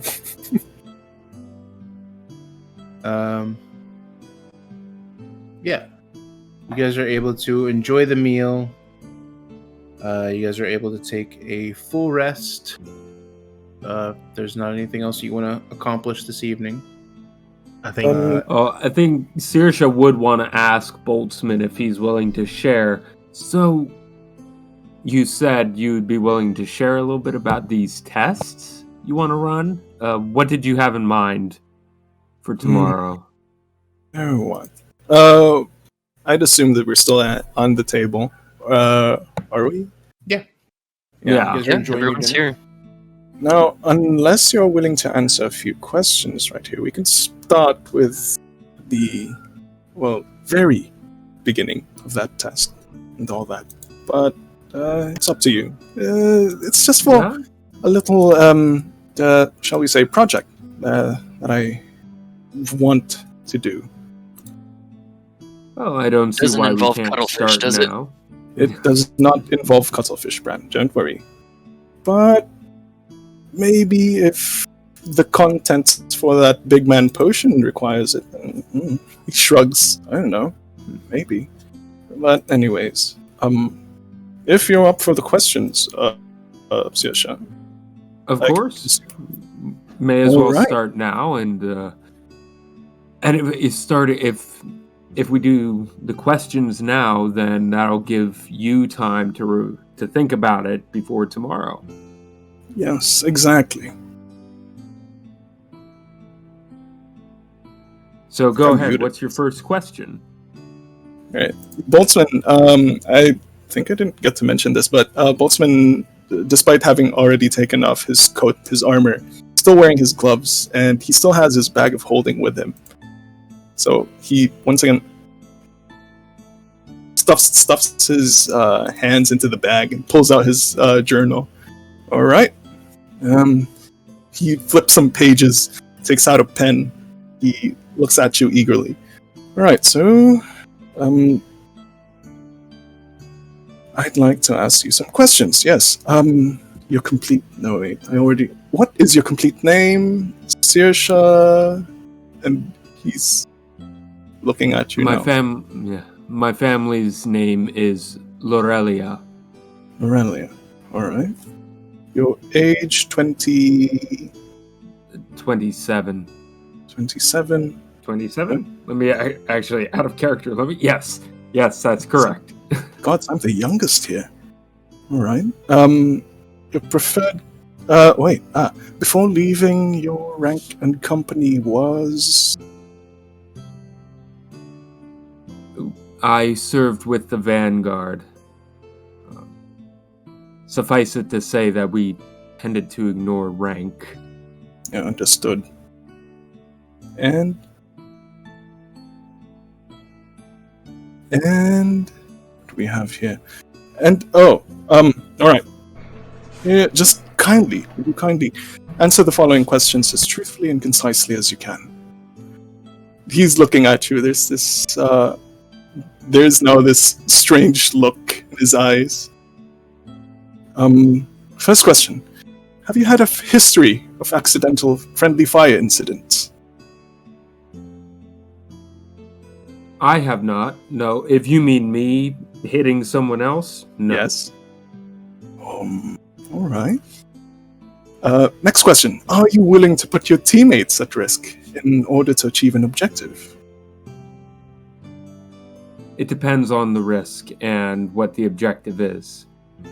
So that's your answer? Alright. You can see him write down a few things on his journal. And will you hesitate to destroy objects and or the surroundings in order to achieve an objective? Again, it depends upon what the objective is. No? Then? Boltzmann, again, writes things down on his journal. And, alright, that's it for the questions. Okay. He just shrugs. Interesting. Quite is. Anyways. May I ask something real quick?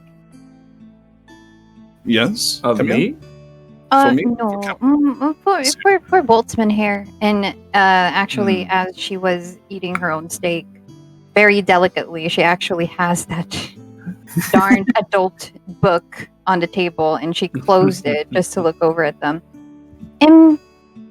Is it proper for me to ask what the questions are for? I'm the one asking questions here. There's a serious look on his face. Oh, don't need to be so protective. Oh. the look just melts away. I'm sorry. I've always just wanted to say that. Anyways, these, he taps his journal with his pen. These are just standard questions. Nothing to worry about. Oh, he closes his journal. You will all find out soon enough. I've had officers say that to me, and I didn't like the results. What do you mean by that? Standard questions, and then the next day we're knee deep in blood. So. Ooh. Oh. You don't have to worry about that, Dante. Okay. He sort of leans back and goes back to eating his own food. Yeah, Boltzmann is quite pleased, and he's going back to whatever he was doing, eating, drinking, enjoying some food. Alright, whoa. Okay. And Camille goes back to reading her own book. Like she's leaning back on her chair, and she's holding the book in one hand and slowly just chewing on a small slice of steak. Her brows are furrowed, and she's just so concentrated on reading this damn book. I think for the time being, Dante's just happy eating, enjoying the company, and just sort of relaxing. So he doesn't really want to talk shop all that much for the time being. So he's just relaxing. A line of drinks in front of him. I don't know if Camille should ask. Probably not.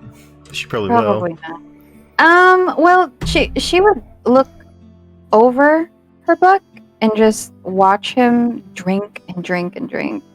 And if anyone notices her expression, she wants to ask, but she kind of looks away a little bit. Like her eyes go to a corner and then looks back at Dante and goes back to a corner, and she blinks and just shakes her head. She doesn't want to intrude. I don't think it's she doesn't think it's a proper time to be asking.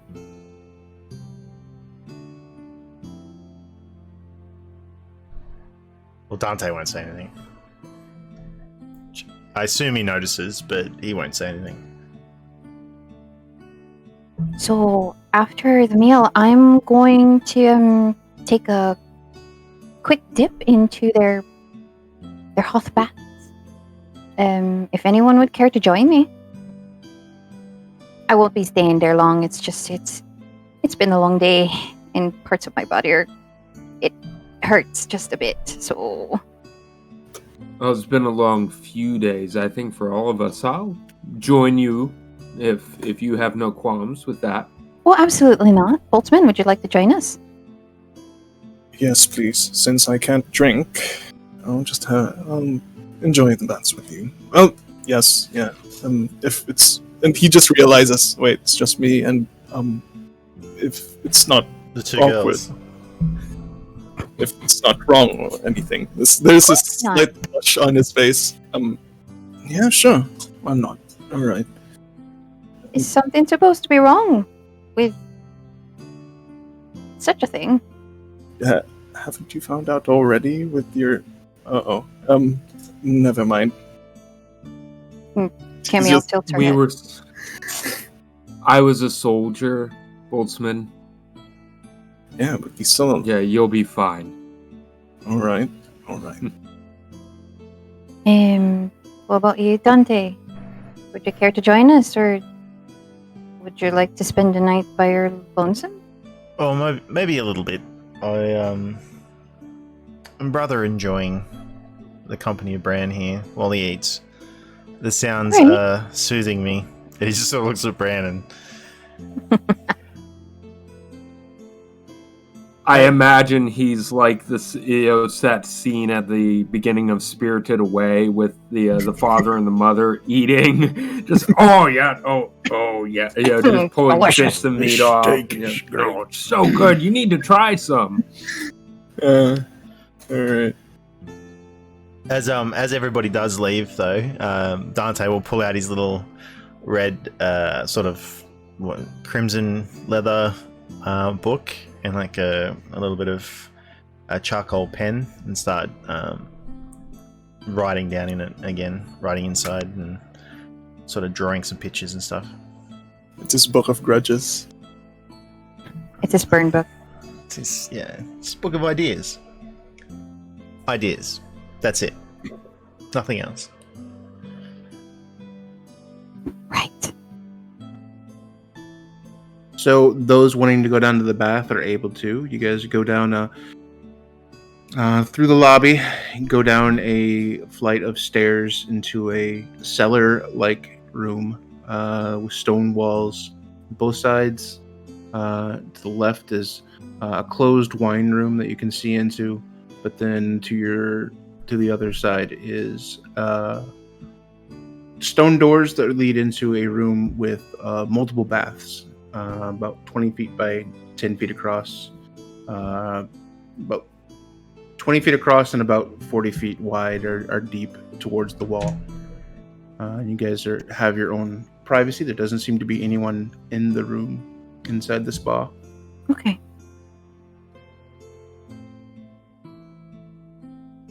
Camille doesn't waste time. She just she puts her hair in a high messy bun, because at this point it's just way too long. So she puts it in a bun and she just starts stripping then and there, and enters the bath, sinking into the water.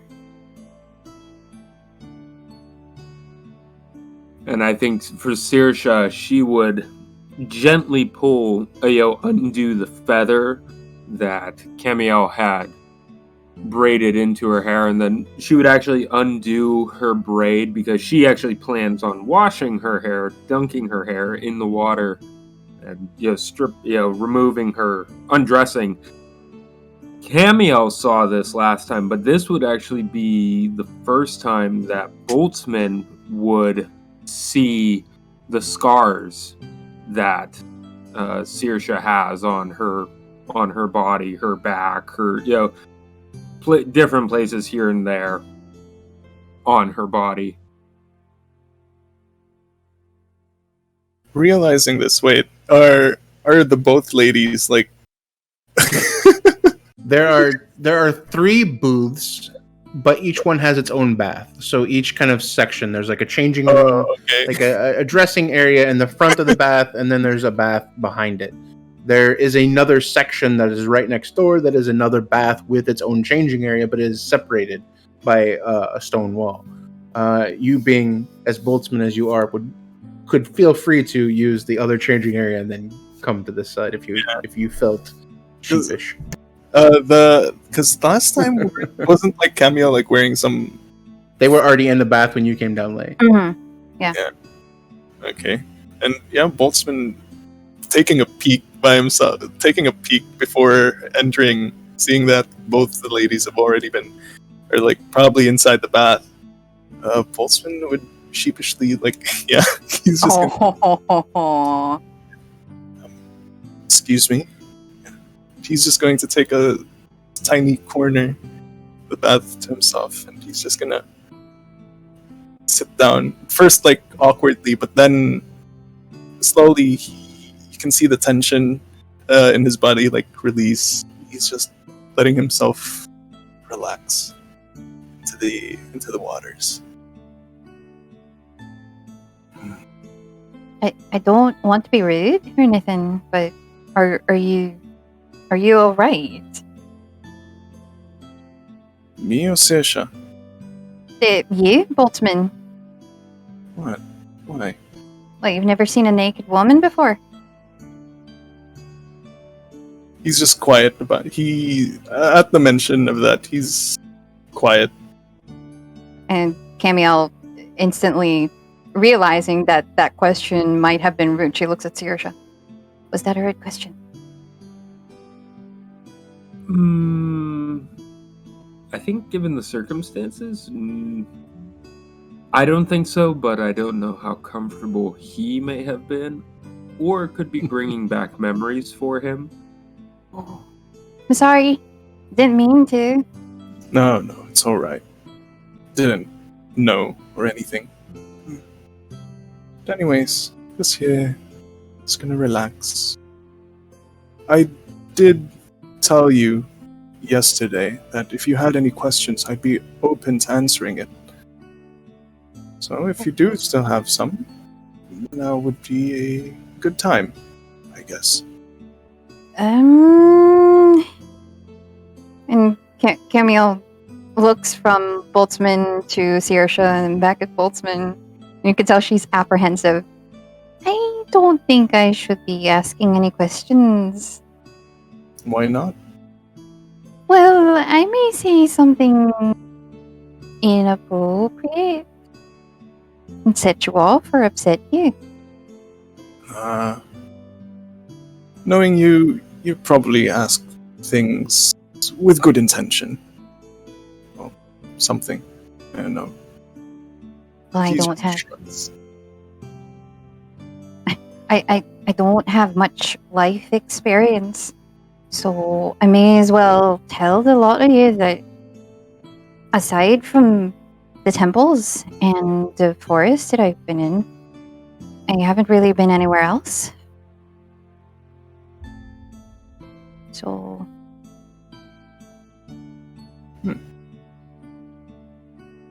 Boltzmann would just look at Saoirse. If she would say anything about it.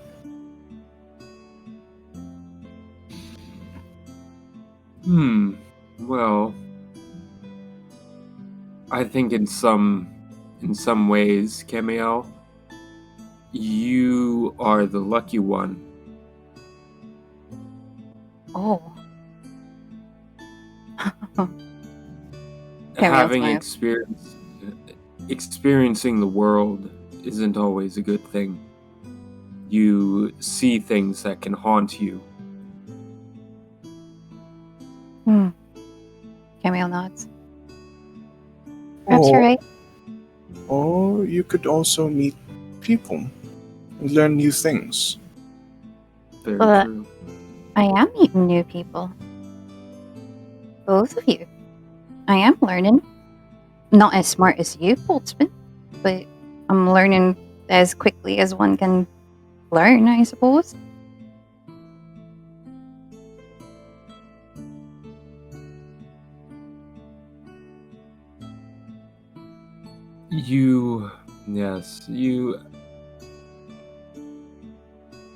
there's always a little bit of good or a little bit of bad that comes with the good of experiencing the world.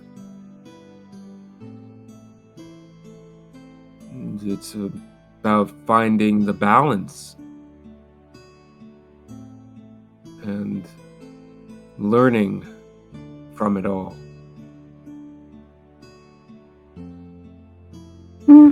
I do have a question for Boltzmann, if I may. Go for it. So while she's thinking about the question, her eyes kind of wander, and she's playing with the water a little bit. I did notice a little bit of something with you and Seza. Mind explaining it? By the gods, I knew it. I'm just curious. I don't mean to pry. He dunks his head into the water. And a good 6 seconds. Then he surfaces again. All right. So here's the thing. And he leans back to the edge of the bath. All right. So here's the thing.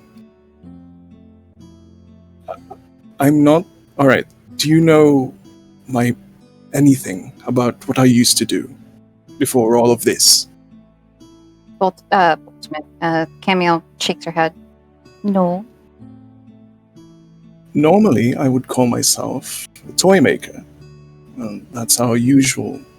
He doesn't air quotes cover up anything. Our usual identity.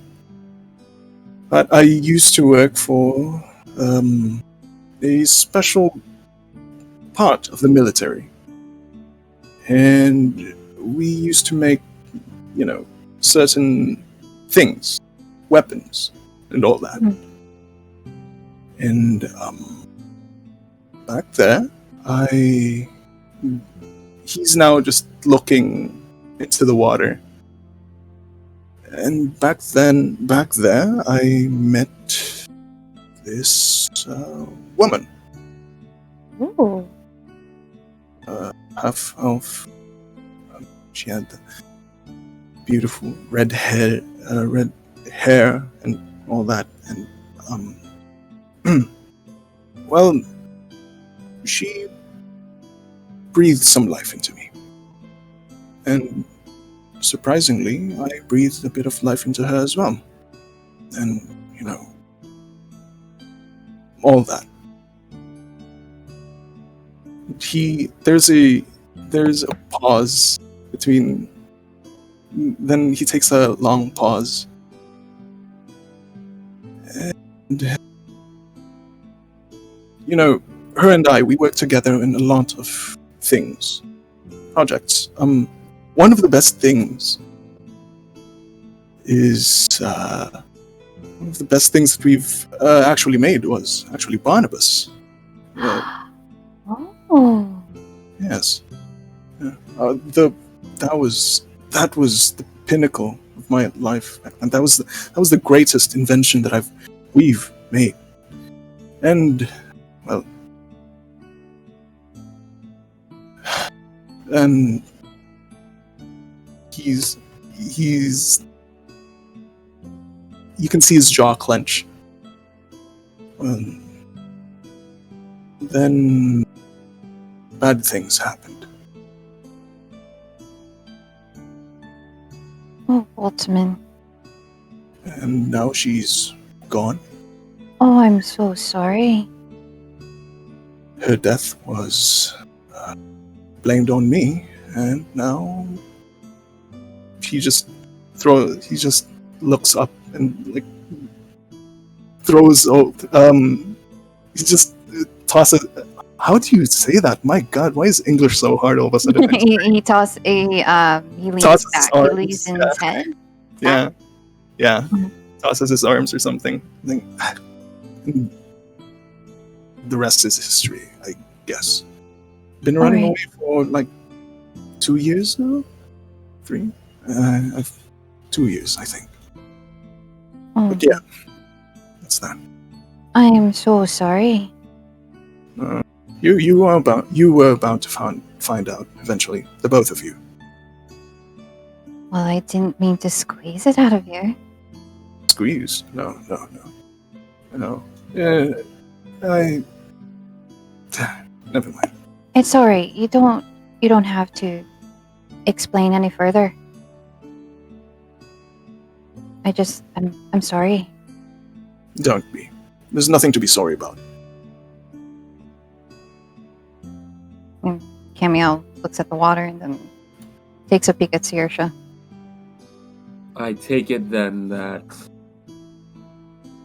as frustrated as you sometimes seem to get with Barnabas, it's more the frustration of a parent that a parent may have with a child. You see Barnabas almost like your child with this woman. Yes? Boltzmann just nods. Oh, gods. You know what? It's just the both. Since it's just the both of you, and pretty sure Dante can hear us from here. Isn't that right, Dante? Where is Dante? And he just looks around, waiting for a response. See, all right, good. All right, since it's just you and me, honestly, Barnabas could have been one of the names. If, her and I, we had plans to leave, start the family and all that. But, it could have been one of the names of our children, supposedly. But never mind. Yeah, Boltzmann is red with his face is red with embarrassment. It's like he's stupid things and all that. I'm sorry, never mind. He just shakes his head. It's alright. He scratches the back of his head. It's like he's it's like some kid just sharing a stupid secret. It's something like that. Yeah.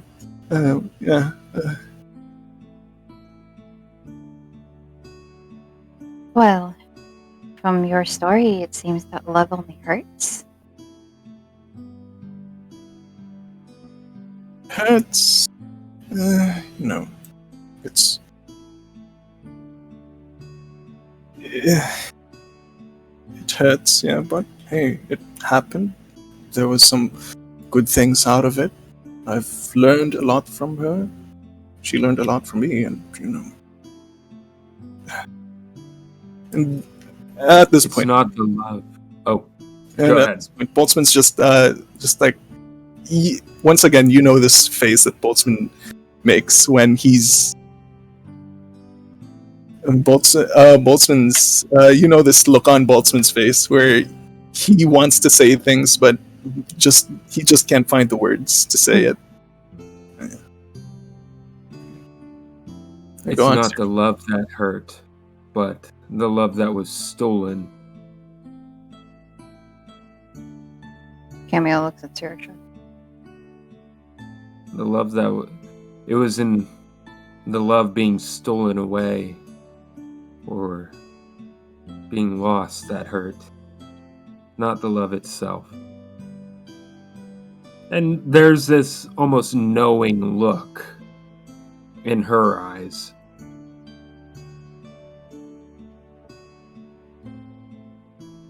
Have you lost love?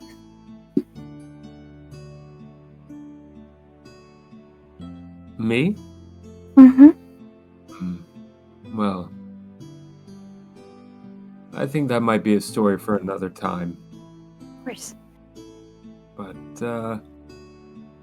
I can at least say that it hasn't always... I've seen and known others who've lost something and know enough that the love itself doesn't hurt, though it can take work.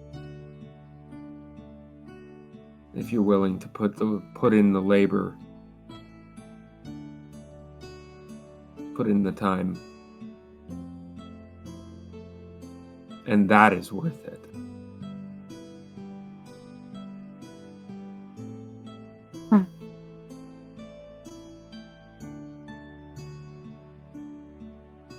And Camiel's in deep thought, and she doesn't want to say anything, obviously.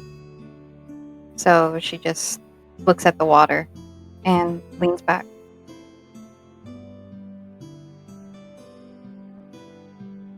And I think that's when Saoirse would dunk her head, just face first, just dunk her head in the water, kind of tousle her hair a bit, get almost like she's scrubbing into the water, and then kind of pop her head back out. Oh, that's so much better.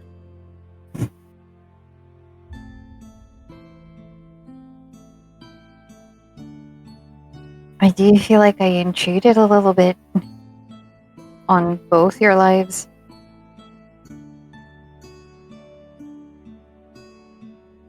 Honestly, no. Honestly, it feels kind of good. I'm finally, sharing more of this to everybody else.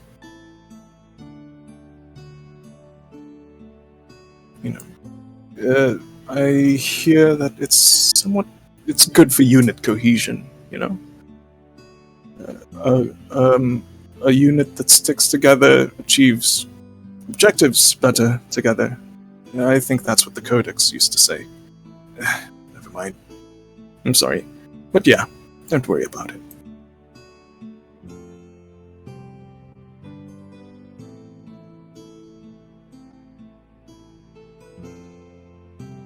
And we're all bound to share more and more about ourselves as time goes on.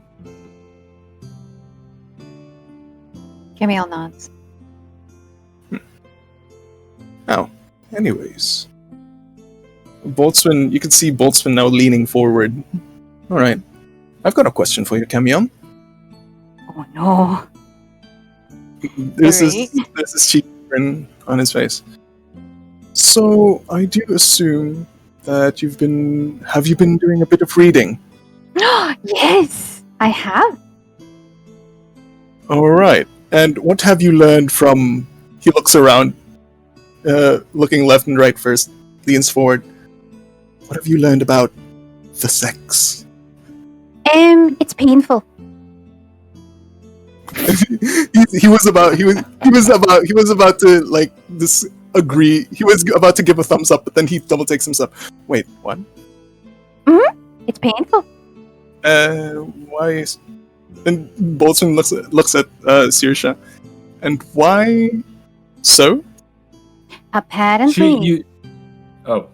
Yes, go ahead, Saoirse. Oh, when he looked at Saoirse, you would have seen her kind of covering her mouth and nose, eyes squinting as she's stifling some laughter.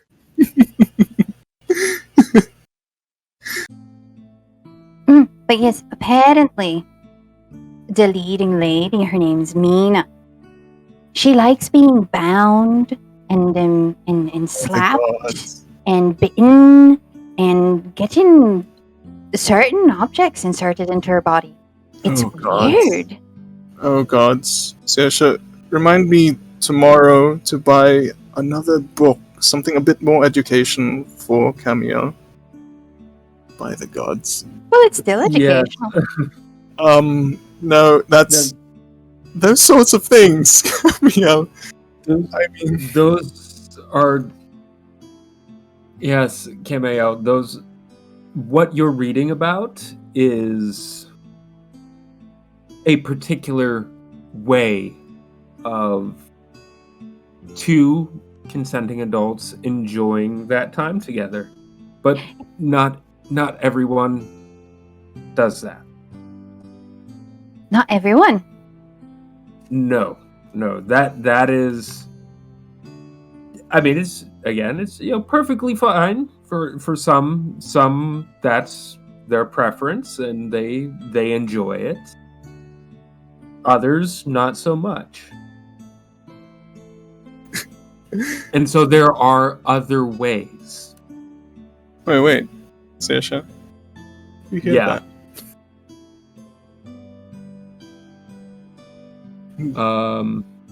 May have been something on my end.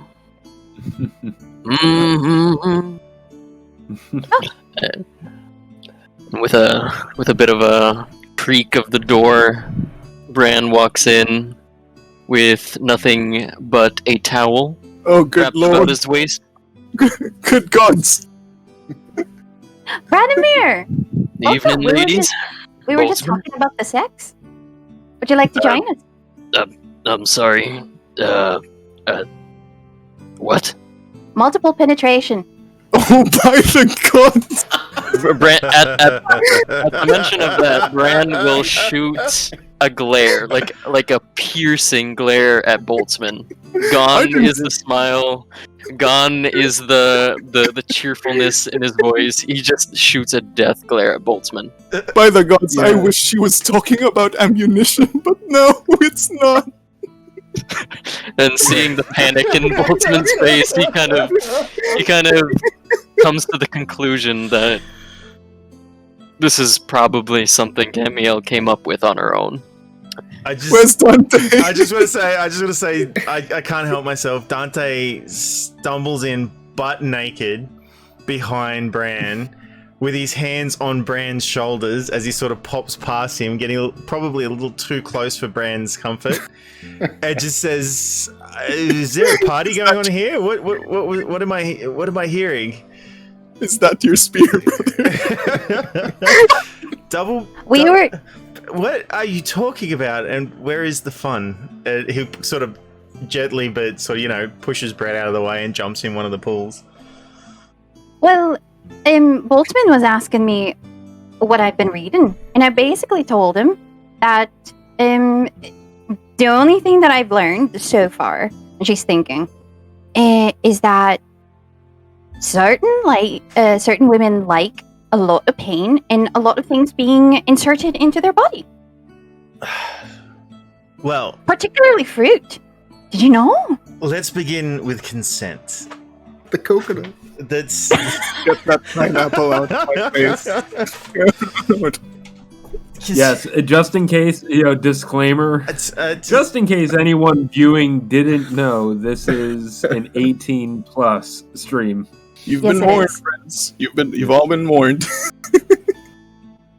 I'm not sure if the book sort of, prefaced it all, but consent is key here.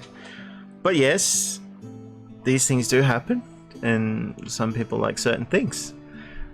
It's just so weird to me because the main character, the woman and the man, met by accident, and suddenly it's like all they want to do throughout this book is fuck. I don't understand.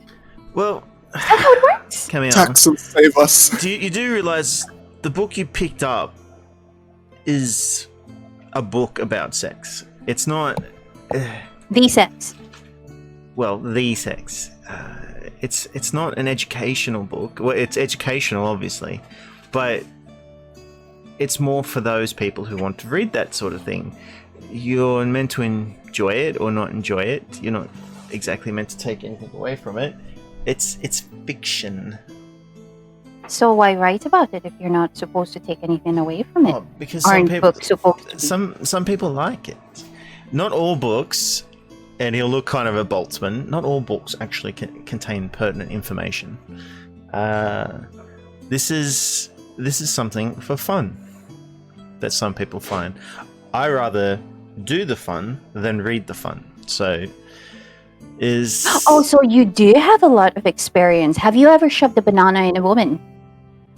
What the else am I listening to? This is a conversation that, just out of character, I'm finding is delving a little too deeply into our background stories. But Dante would be, I have on occasion been privy to certain requests, but a gentleman never tells. Oh. Is it truly enjoyable for both parties? Dante smokes a little bit. Well, to each their own. I see. He sort of looks over. Why is Boltzmann bright pink? He's the one that brought it up. I don't understand. He's pink from like embarrassment, and you can also see him like stifling some laughter. This looks like a crab that we've just boiled. Bran, get in the pool. Well, the water is quite warm. Bran, Oh my God. drop the towel. Get in the pool. Well, if I could get a word. Yeah, Bran will already, while this conversation is going on, he will dip his legs into the water, but sit at the edge. Just listening to the children bicker amongst themselves. Well, I'm almost done with the book. It's only a few more pages until I'm finished. That's it? I did tell you not to purchase it, did I not? Well, I was curious.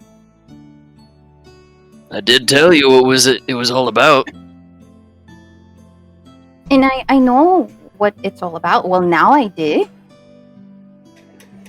Apparently, sex is painful.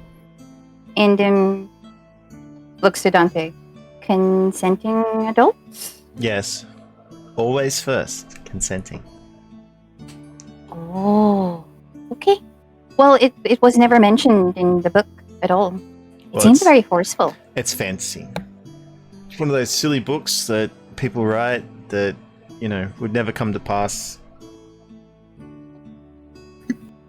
I think middle to late age women and men read them for some sort of entertainment and fantasy, but vampires and things like that. But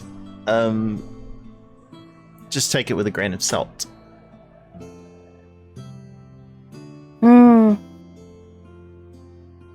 Should I take that literally?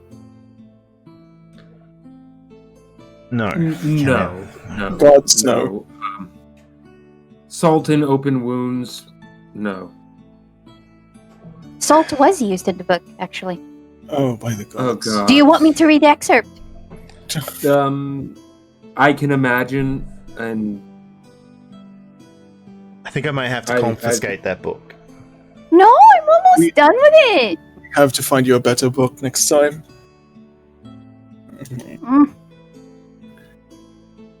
Well, yes. I'm normally not the kind to say I told you so, but...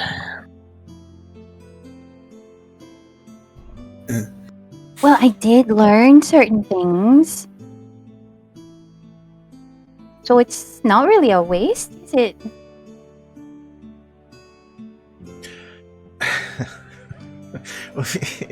If you can't learn by doing, it's best to ask. Best to learn by asking. And in this case, definitely best to learn by asking.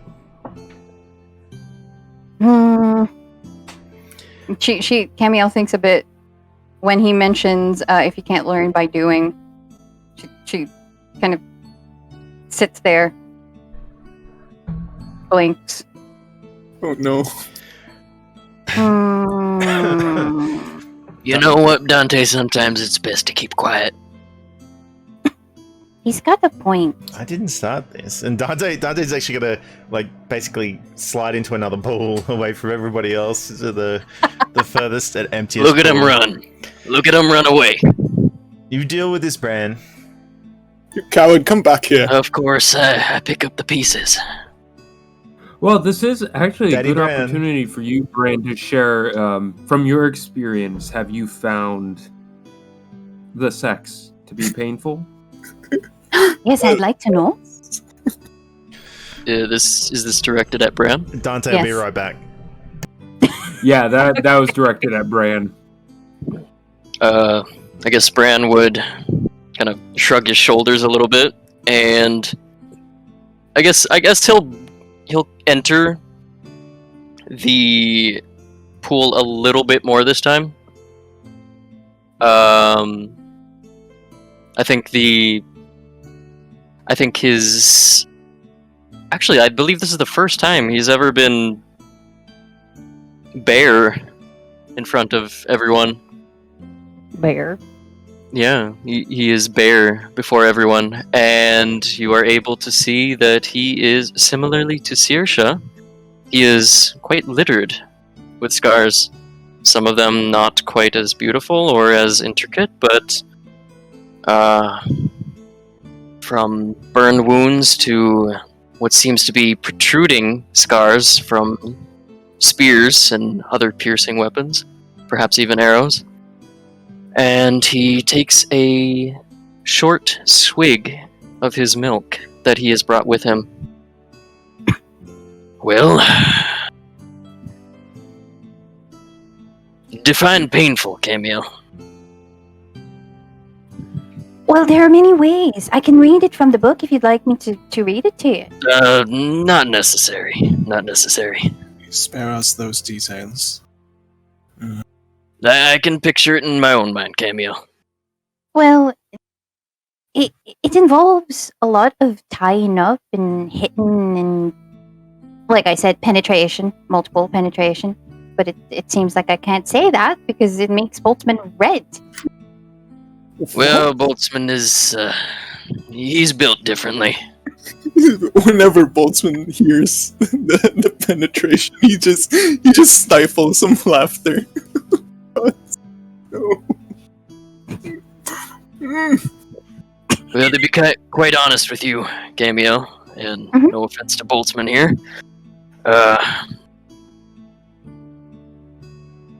different strokes for different folks, as the saying goes. Some people like it rough, other people like it another way. Oh, God. Another way? And that other way is, well, passionate. Camille blinks. Tilts her head. Passion, Camille. I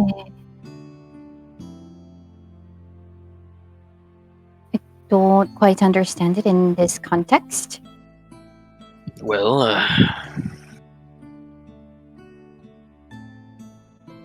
I don't suppose you've ever adored something that you wanted to protect? Yes, children. Well, An animal. Many other things. And Bran kind of scratches his stubble on his chin and tries to think of a better example than children and animals. All right. Well, No. No. yes. I believe that not I literally just sat down and Dante is currently spread-eagled, lying on his back in a pool for all the world to see, listening to this conversation and just wondering why he left the table with all the alcohol on it. And that is about it for him at the moment. Just laying there thinking, this is crazy, and I don't think I've ever heard anything like this before. He's just gonna lay back and just listen. Yeah. I will say that the night continues, the discussions continue. You are free to do what you'd like, but we'll move on unless there's something specific that you guys want to do before the next day. Anyways, Well, I guess that's it then. now you know. Anyways, I still do have to work on that potion run. I do hope that I could, at least replicate it or something. Boltzmann would like leave, just take his leave, and go back to his room. Dante will actually follow Boltzmann, and as he's leaving, and Dante is sort of toweling himself off as they walk. Boltzmann, you'll need to show me how to shoot this gun tomorrow. I've been carrying it around on my belt, and I realize every time I think about using it in combat, I'm not very good with it. I don't like that. Oh, then I guess you can come along with me and Saoirse tomorrow, as well as Saoirse still has to learn it, I guess. Wonderful. All right. So everybody is able to make it back to their rooms eventually after a long discussion.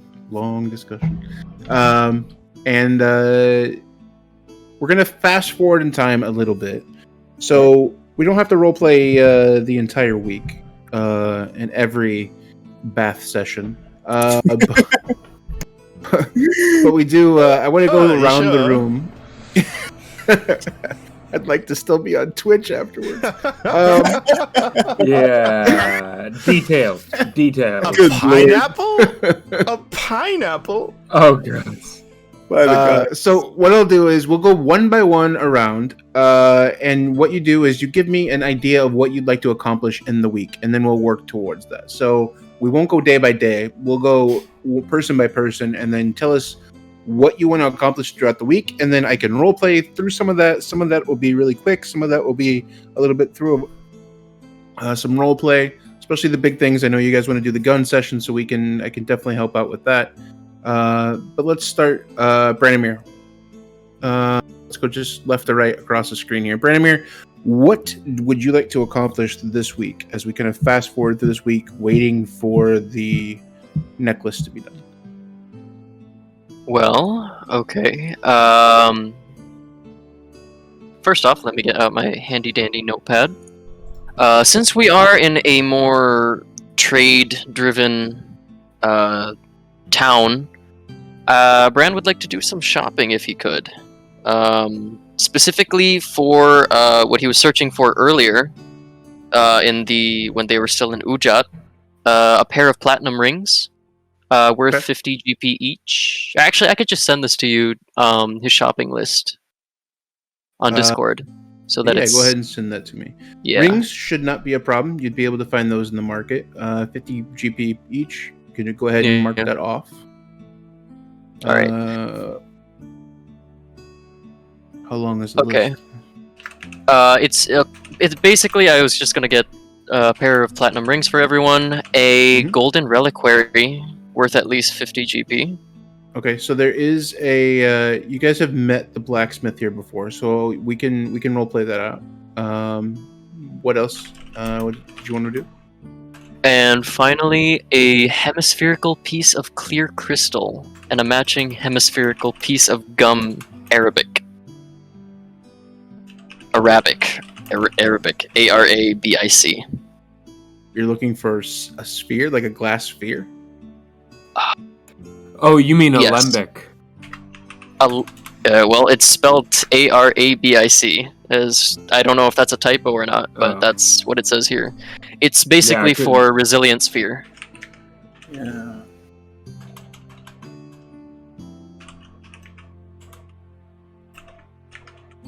Just preparing materials in advance for a lot of my spells. Look at that.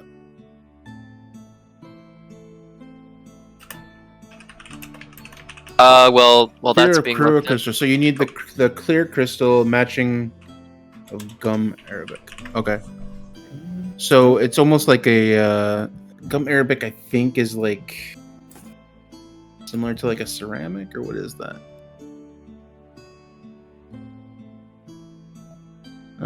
Natural gum consisting of sap of 2 trees. Okay. Yeah. All right. So Is yeah, that that's used up basically for it. each one? You just need the components. I will say, if not specifically, you could find something very similar to that. I'll say for something very detailed, fine craftsmanship for crystal, and the sphere of gum arabic, so almost like tree sap or resin portion of that. You could find that probably be about, unless somebody contradicts me with actual facts, I could say about 50 gold. You'd be able to find something like that. All right, sounds good to me.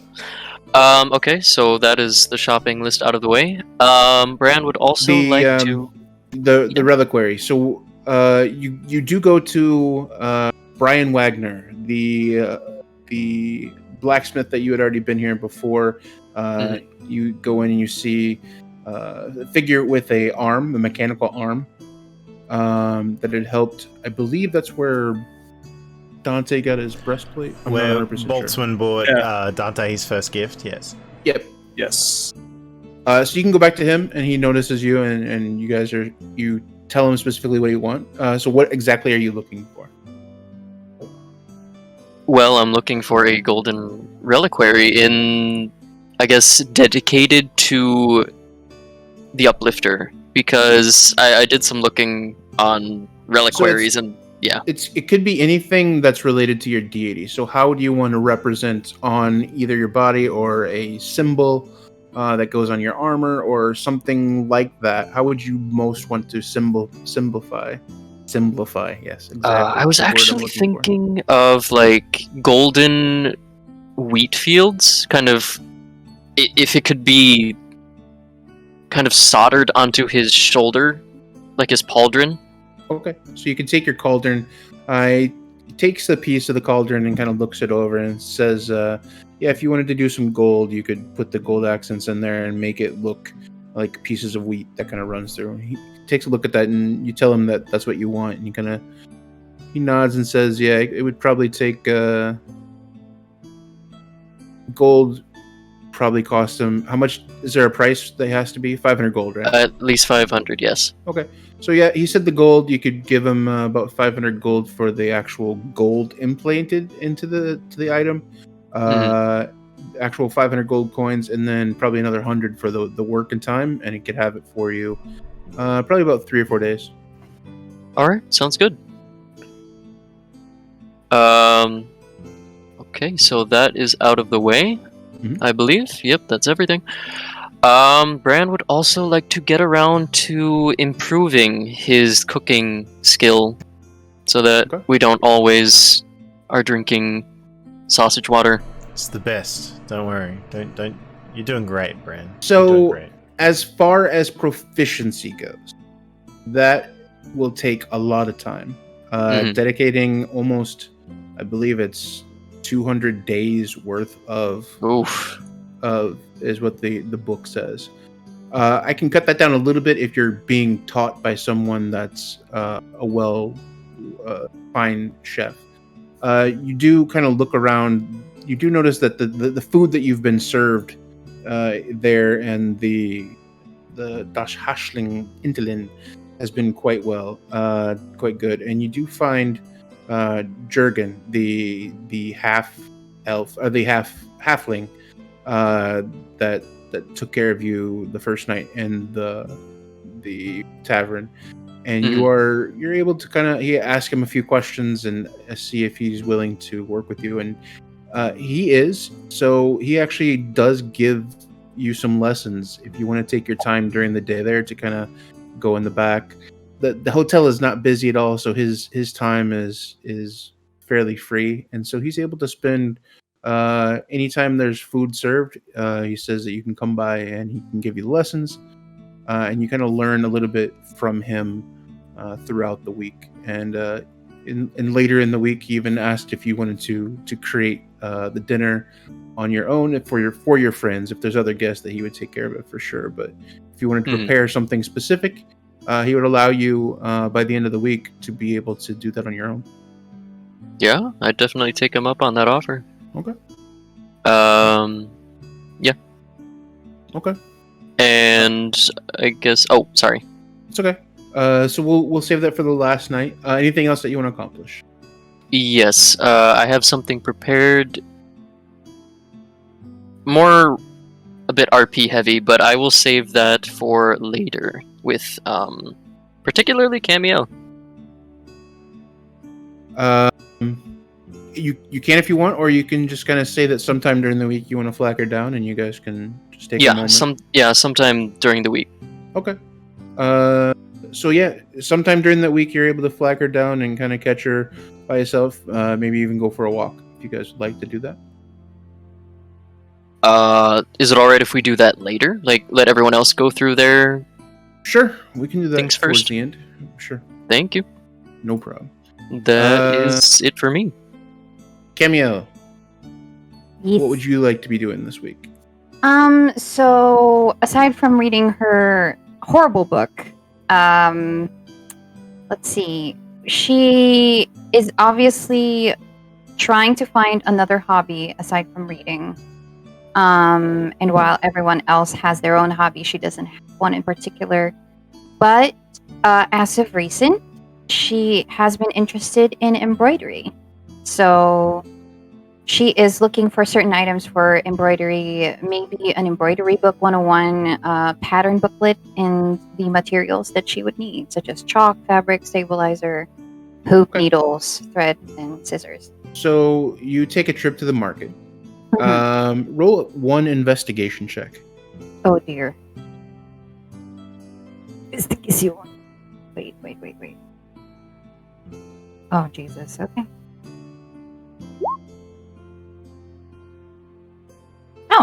-1. But a 15. 14.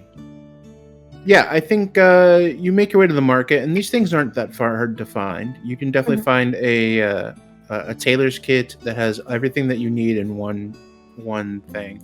I'll have to find the exact price of that, but I think it's only a few silver for that fairly common item. With a 15, I'll say that you're able to find another book as well.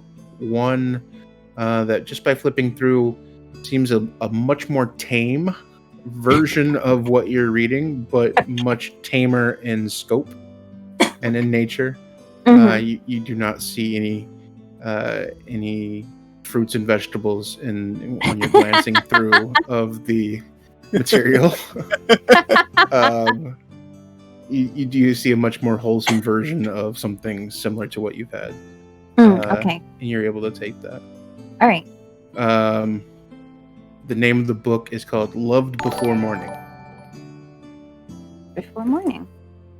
And she will happily purchase said book along with the other materials. Yeah, I'll say all together you want to put the book and the sewing kit and actually some cloth and material to be able to practice on. You could do that all for like 1 gold.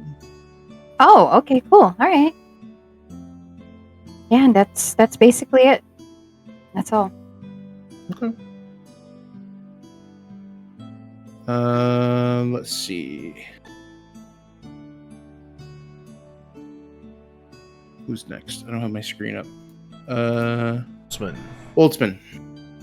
Oh no. Alright. So at that night, Boltzmann, because actually, artificers can actually cast enlarge reduce. And through that,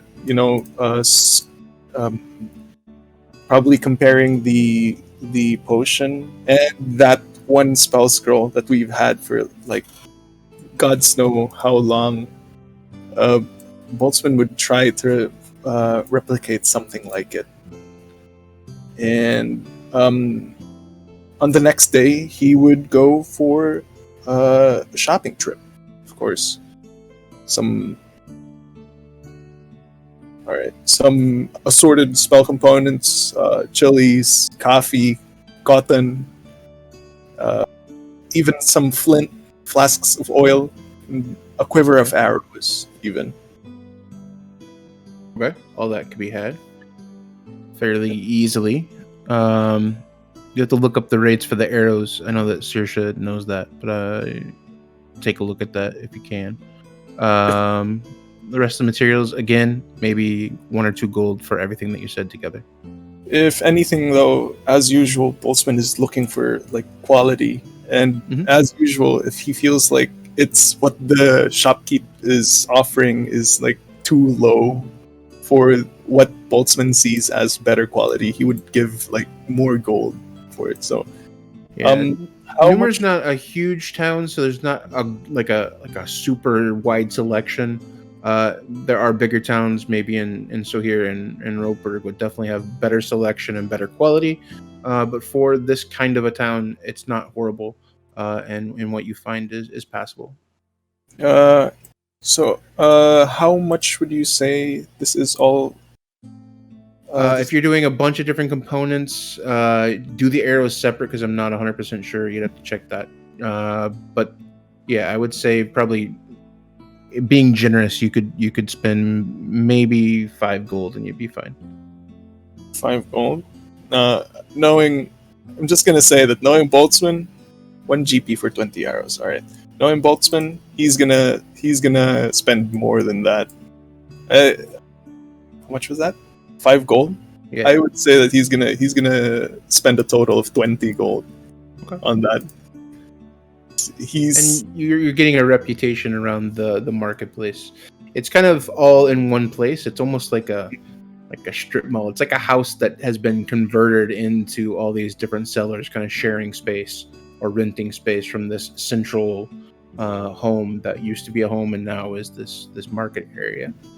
So by spreading coin, you definitely are getting the people looking at you and the people kind of offering you more and more different things and better quality of things. It's just money. Boltzmann. It would be Boltzmann's argument that he was just because it's just to his own perception. It's that these things are good quality. I'm willing to pay this much. So all those low prices add up, and that's that. And also that testing that Saoirse. Mm-hmm. Yeah, you guys can definitely connect with Saoirse at the front of the Das Hashling Intelin before Saoirse and Dante. Yeah. Are you taking them both out? Okay. Yes, I am. Without any witnesses, yes. Anyway. You actually, when you are kind of walking around town, the town's not horribly big, but you all looking around actually see near the Manticore's den, you see a discarded dartboard, and immediately you have an idea. So you kind of grab it and stash it away. Yes, of course. And the dartboard. This should be nice. You meet up with Saoirse and Dante, and you have all of your items with you or tucked away, and you take a little bit of time. You walk towards the outskirts of town, back towards Weiss's property, and then kind of past that into the woods, far enough away from the townspeople. Yes. So that you are not bothering or alerting anyone, including Crown's Guard, and you are able to set up in that location. So my question is, I am just going to breeze through what Boltzmann wants to do. Mm-hmm. As for the test, he would just ask Saoirse to shoot the target as many times as she would like. So I have a little thing here if you guys want to do it. So if you want to have a little shooting contest, I can facilitate that. Unless for the you want to train something first.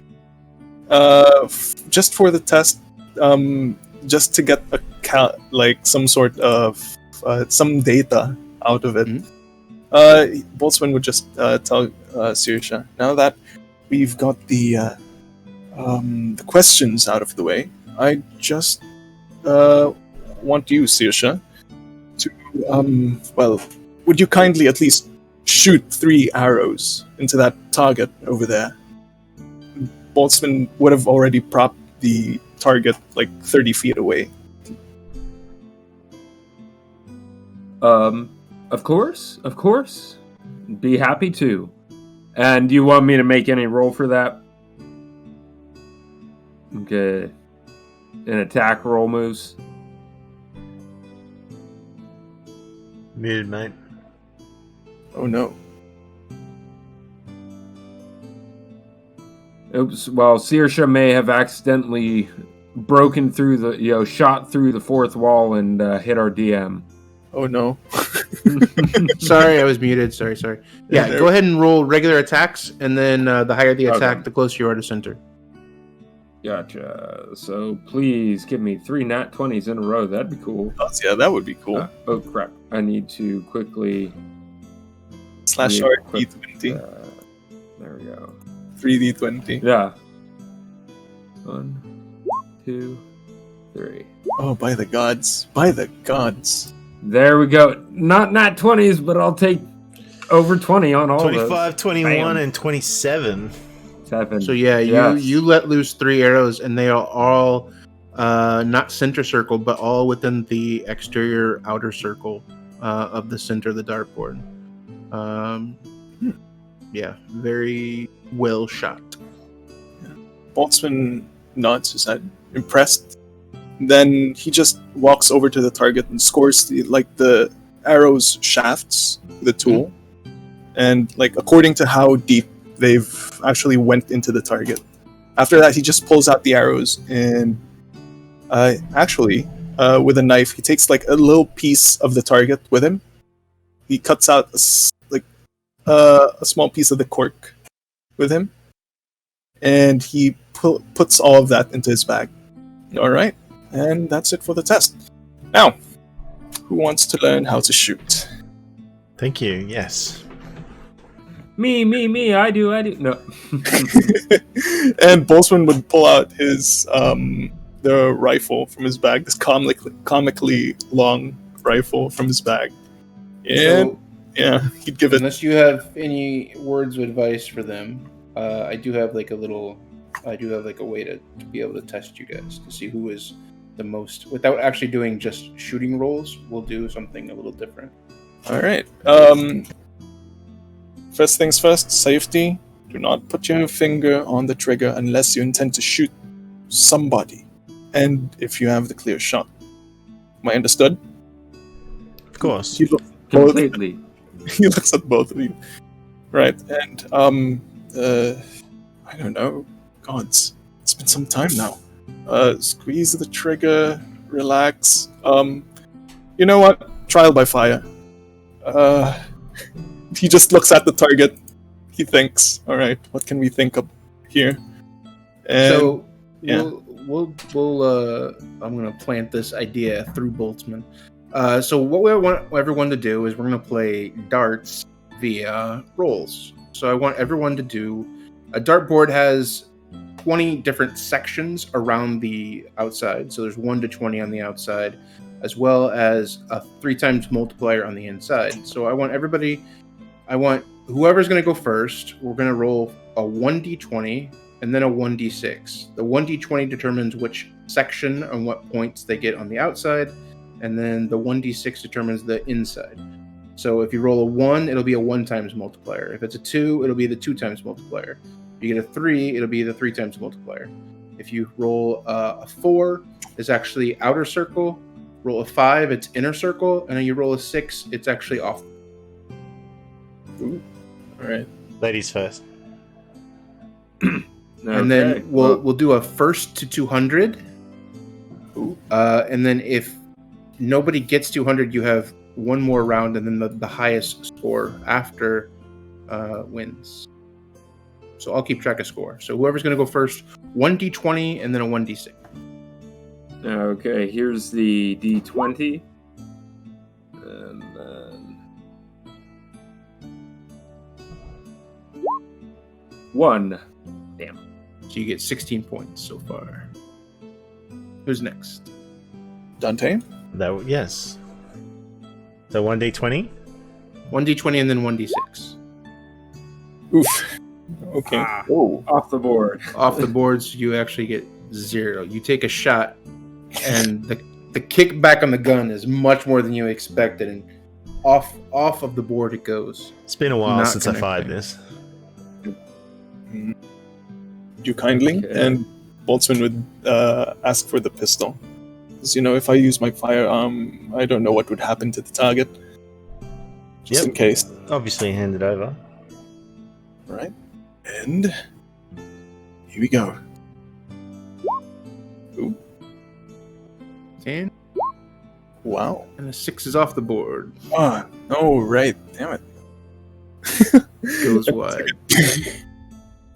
Damn it. All right. Saoirse, let's speed it up just a little bit. Roll 2d20 and then 2d6. And whatever order it comes, that's the way order that I'll push it.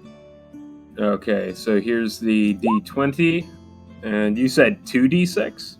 No, do one more 20 and then 2 more 6s. Okay. And one, here's another 6. There you go. I need one more 20. Oh, one more 20. Okay, so here's the second 20. Actually, I don't, because a 5 is a bullseye. Whoa. You get automatically 100 points. You take a shot of you're shooting the pistol, Damn. and you hit dead the center for 100 points. Oh, jeez. Impressive, Saoirse. God. Yeah. Scary. Yeah, and so remind me, it's been a while since I've played darts. The 4. What was the 4 again, and what would that 4 do is the for outside, it's 50 points. Oh, okay. So 150 is 13. Okay. You're at 166 points. Okay, yeah. She'll go, this thing's fun. Oh, She'll God. flip it, kind of flip it in her hand, and she'll hand it over to Dante. Your turn.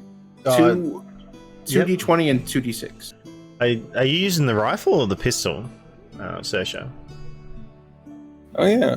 I thought I give Saoirse the rifle. She would have been. I mean, if that was an option, definitely she would have been using the rifle, testing out the rifle. Ooh, nice. 6 and 14, 3 and 5. So 6, 3, 14, 5. Bullseye. 6, 3. So you scored 18, and the second is 5, which is automatically 100 points. You hit dead center as well. Oh, God. Ooh, very nice shot, Dante. Just have to get your eye in. 118 for Dante and 166 for Saoirse. Boltzmann is still 0. Boltzmann is at 0. 18 plus 3. That's 50. Do I just multiply that? 54. Yep, 54. And another one. And that is 51. You have Is it? 96 points. Oh, I'm sorry. That is 14 plus 3. 2. Oh, no, 42. All right. 14 times 3 is 42. 96. All right. 96. Saoirse, one more time. 1d20, 1d6.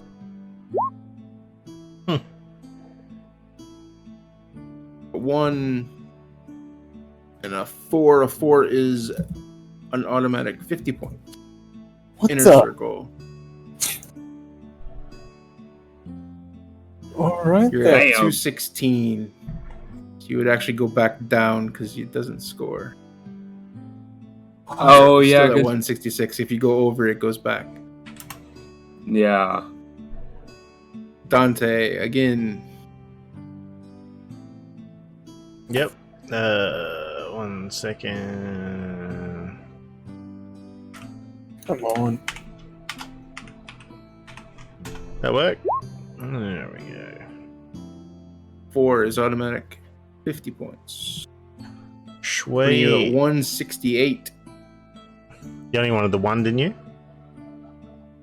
Huh? Only the 1? Or was that... You got a 4, which is a 50 points. No, sorry. You only wanted that rolled once, didn't you? Yeah. Just once. All right. Boltzmann. And gods. 2. 5 with the 2 multipliers, 10, so 106. Yeah. And for the final round, trying to get less than 200, Saoirse, so you're not aiming for a bullseye this time. 1d20, 1d6. 4. Another Damn, she keeps hitting the outside. points, which is She's too accurate. she's too accurate. I know. She's like, wait, I thought I was supposed to aim for the bullseye. Nobody told me I'm supposed to miss. Damn it. Dante, 1d20, 1d6. Yep.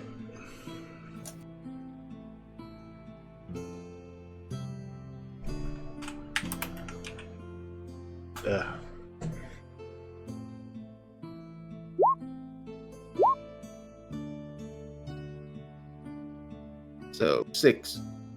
Wicked. 6 points. 174. The last round here for Boltzmann. You're at 106. 174 is what you need to beat. And no. You got 9 points. 115. 115. So after all of this, Dante with 174 is the top after 5 rounds. Gods. Really like this pistol. Kind of wish I used it before. That rifle definitely makes a sound. Yes, it does. And I think it would be in better hands with Saoirse. Anyways, I think that's it for the lesson today. Mark off 15 ammo of differing pieces. Yeah. That, and remind me to make more ammunition for all of you. Oof. It's a good busy day. Yeah. Yes. And you could complete that within the week as well. If you do not go to... Anyways, I guess unless does anybody else have a... No, wait. Because if anything, Boltzmann by that time would also finish up his projects, plural. The one for Bran and the project that he has been doing for Saoirse. And if anything, he would look for a time where everybody would be together to present it, I guess. I suppose the last day would be great. Yeah, we'll do the last day. Bran will roll for food prep and over dinner. Yeah. We'll do the last day. So yeah, that's it for Boltzmann's side. Okay. Who is Saoirse? Yeah, so definitely, those two, we already hit 2 of the things that she would have wanted to do right off the bat that first morning. She then would have, as soon as they were done, if Boltzmann said, sure, here, keep the rifle, she'll strap it over, she'll be like, oh, okay, cool, and just kind of put it over her back, or however, if it has a strap to carry it, she'll just start carrying it around with the extra ammo, and would have gone into the woods. You're saying, I'll see the 2 of you back at the inn. She would have gone into the woods to do some hunting for herbs, because she wants to make a number of small healing potions, salves, even if it's essentially just the equivalent of morphine, enough to take, if they get hurt, it's going to hurt. So, those little 1d4 or 1d4 or 2d4, however we want to run it with the herbalism kit. She wants to make some of those. So you go into the forest. You are there for a while. You come back, and as you come back, you look down in your bag, and you don't have any herbs. But you think to yourself, yeah, there wasn't any herbs today. That's too bad. Mm-hmm. Oh, man. Yeah. Well, she might stop at the market then, at the little market, and see what she can find there to purchase. If she wasn't able to forage anything. Yeah, you were definitely able to do so. They have a couple of little small apothecary type shops, very minimal in what they have, but you're able to find healing herbs, potions if you'd like, those types of things. Yeah, she would take the herbs primarily, probably less expensive, but also she kind of wants to practice her craft anyway, and just make a few of those little, like I said, those minor healing potions or healing salves, like she did before. So I think she would purchase enough to make 4 salves. So I don't know how much you want me to deduct from the cash that she has. We've done that. Oh, I think you forged those before. Yeah, I think the last time she foraged. Yeah, I'm not 100% sure what herbs would cost.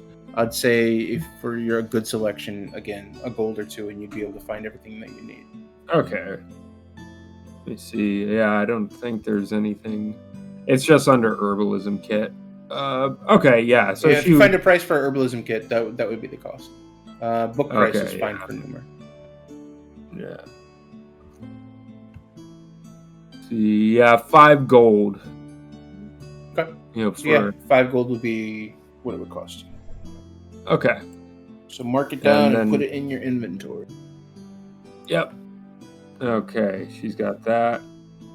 And then other than that, she would make some of those.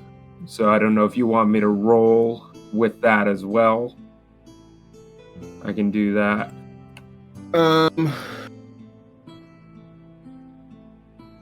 Yeah, roll a medicine check to see if you'd be able to create. Okay.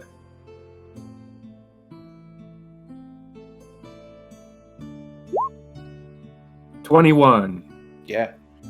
You are successful to be able to create these tiny little herb bombs. Get them all in the right way and get them all in the right combination of herbs. And you believe everything is fine with these. You feel that giving those to someone would help them.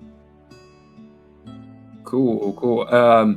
Mechanically, what would you say? Like a 1d4 again? Yeah. Or would you say they're more herbal like that? Yeah. How many did you make out of that herbal kit? 4 of them. 4. Yeah, I would say 1d4. Okay.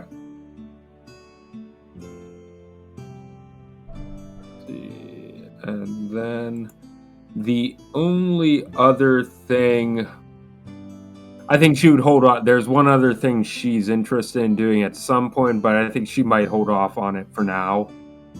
She's still holding on to that sword of Dante's, and she wants to try and learn a little bit more about it if he's willing to share.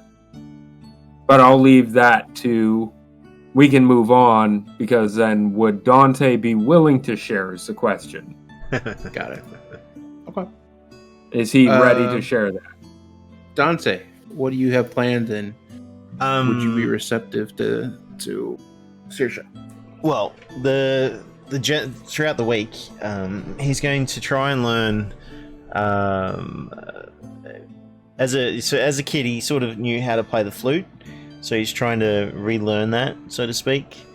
So he will be practicing the flute. He also has a lute that he picked up from somewhere, but I don't know if he's game enough to try that just at the moment until he finds someone who can actually teach him.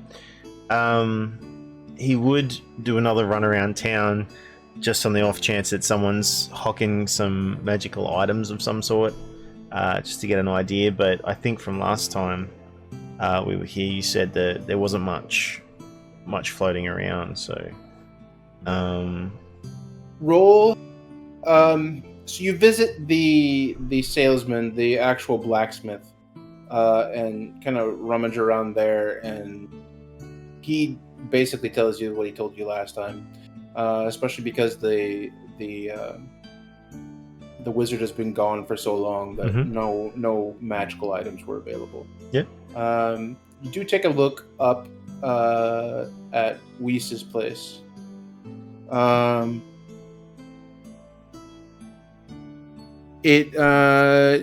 an investigation check. You walk in and Tippy, you tell Tippy what you're looking for.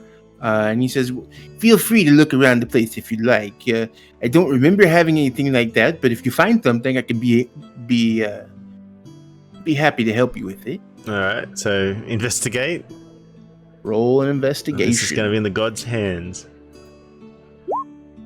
Nope. Thanks, gods. Thanks. It was the monkey. I know it was the monkey. Monkey laugh. Yeah, you walk around the store and you've already been told no by the shopkeeper, and you've already been told no by the blacksmith, and so you just kind of hang your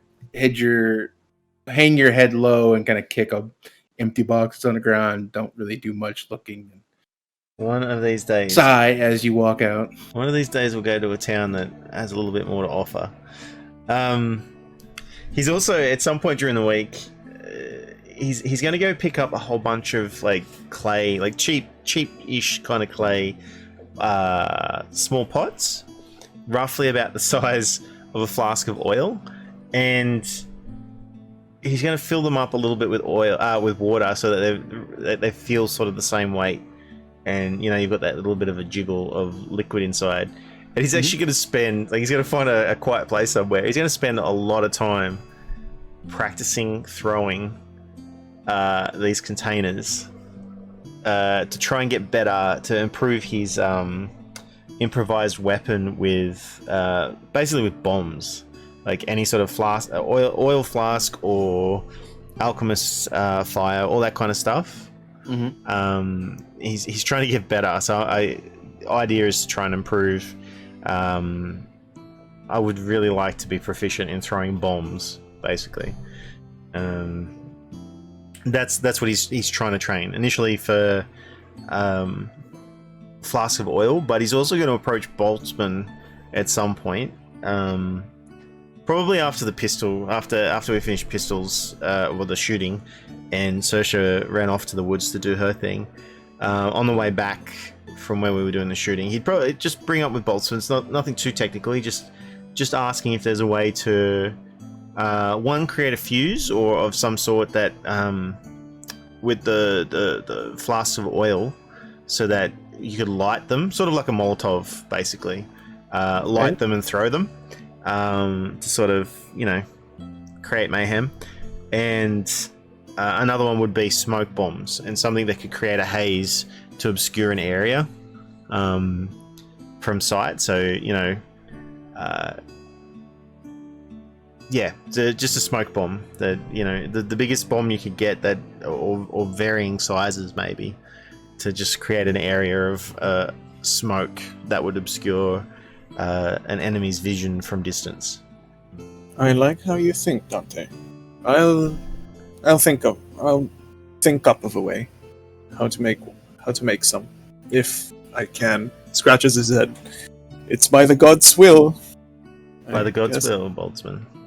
By the god's wills. One looks towards the DM.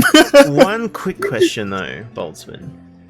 Yeah. That musket, that you gave Saoirse. Could you create things like that? Can you create other muskets of that size or similar sizes, or basically long range? Like, I'm assuming that's a long range gun like that. Rifles? No, I don't think I can. I mean, it's just that thing there. It was extremely complicated, and even just for a pistol, it would have taken me what? Just for scale, the pistol that you're holding right now. Yes. It would have taken me probably 2 weeks worth of work. With the proper setting, the proper gear. Imagine that we have to move around and all that, so I'm sorry. I don't think I can. Maybe if we found a smith or something, probably. Okay. Or if I could make a blueprint out of it, like before. Once again, it's all up to the gods. If I could, do that. I'll tell you that I can.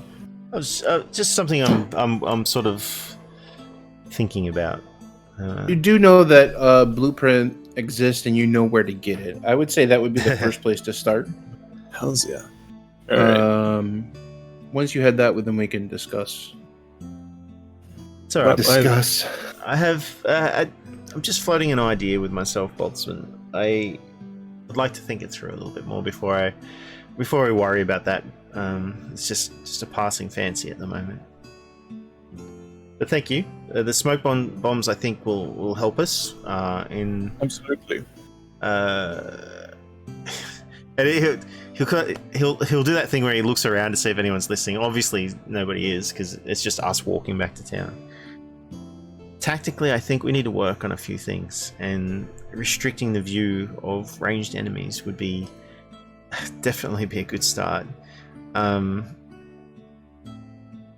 So yeah, I think if we could do the bombs, do the smoke bombs or any sort of cover would be very handy.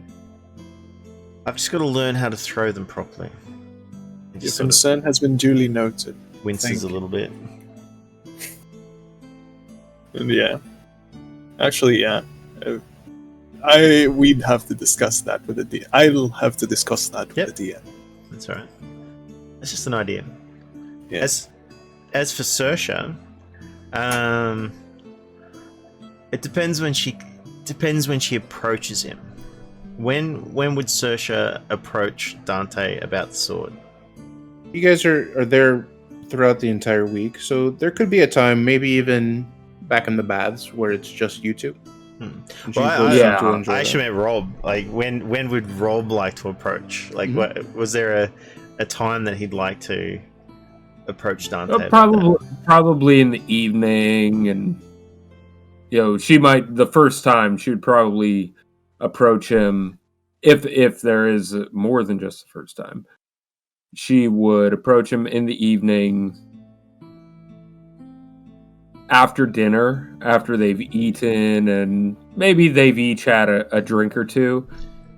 And just over the table, she would inquire, Dante, this sword of yours, and she would actually pull it out. She would have it with her. You said there's a story behind this, and I was hoping that you would be willing to share with me the story. In exchange, I would be happy to share with you a story of my own. Dante would look very... I'm going to say that for the better part of the week, it's very like clockwork. Once we've all done our thing throughout the day, or if he's bored and not really doing much in the afternoon, he will sit down and he will start drinking and he will start scribbling away in his book and playing cards, or if anybody else turns up, any strangers and any other people staying at the inn,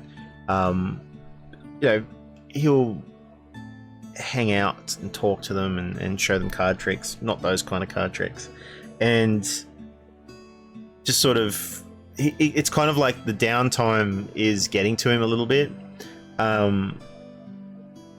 but it's probably when he's had a fair few drinks by the end of it, and he sort of looks at the sword when you bring it out, and he just sort of has this smile on his face, and it's sort of like a wistful smile when he thinks about it. It's almost like you're not there for a second while he sort of stares at the sword.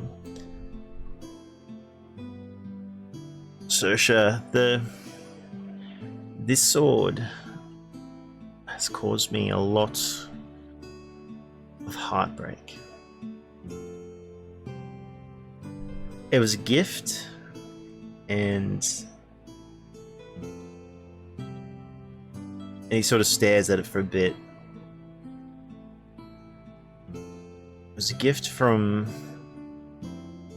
probably somebody, probably the only person I've ever loved. And he sort of takes it if you let him take it, and he just sort of stares at it for a little bit. Yeah, she would, if he reached his hand out, she would give it to him. And he's clearly been drinking for a bit, so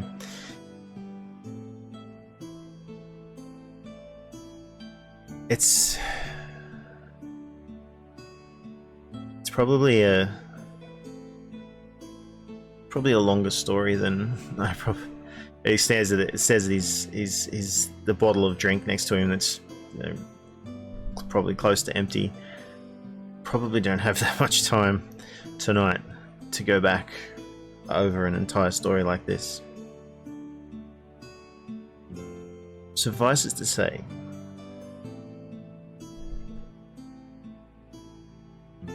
the love of my life gave me this sword.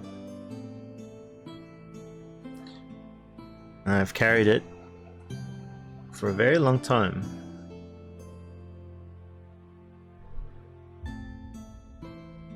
I used this sword, and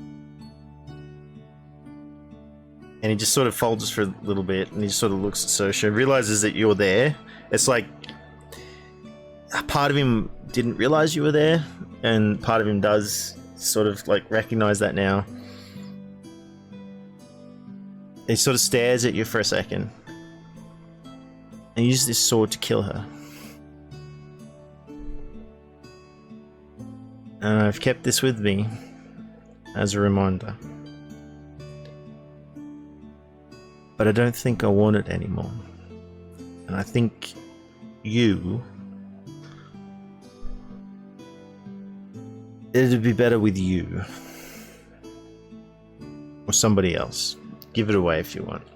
And he just sort of holds the sword for a little bit longer while he stares at it. And then he sort of just pushes it across to you, across the table.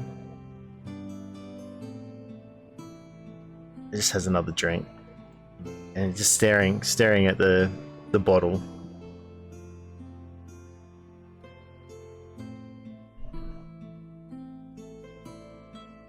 Well, wow. It's not quite the story I was expecting, but thank you for sharing.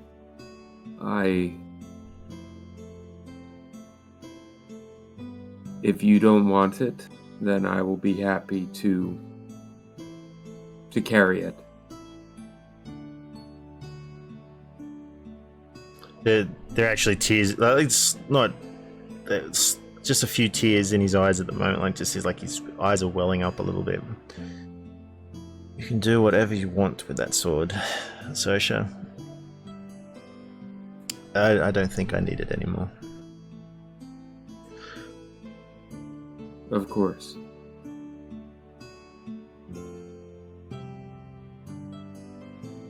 He's actually going to go quiet.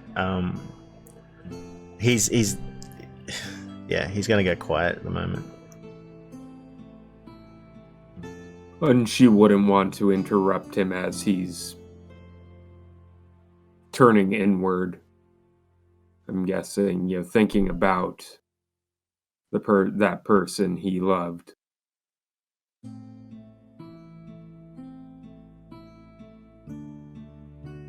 Yeah, unless you say something else or you ask him another question, he's probably going to be very quiet at this point and inward and sullen. Okay. Yeah, no, she would leave.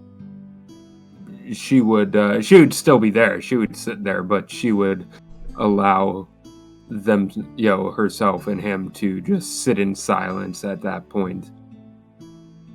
Okay. Is there anything else that you want to complete, Dante? I think that's everything on his list at the moment. Everything he can think of while they're in town. He's going to practice really hard with a ceramic or clay pitchers. Okay. No more failed oil throws. Just for giggles. Roll a...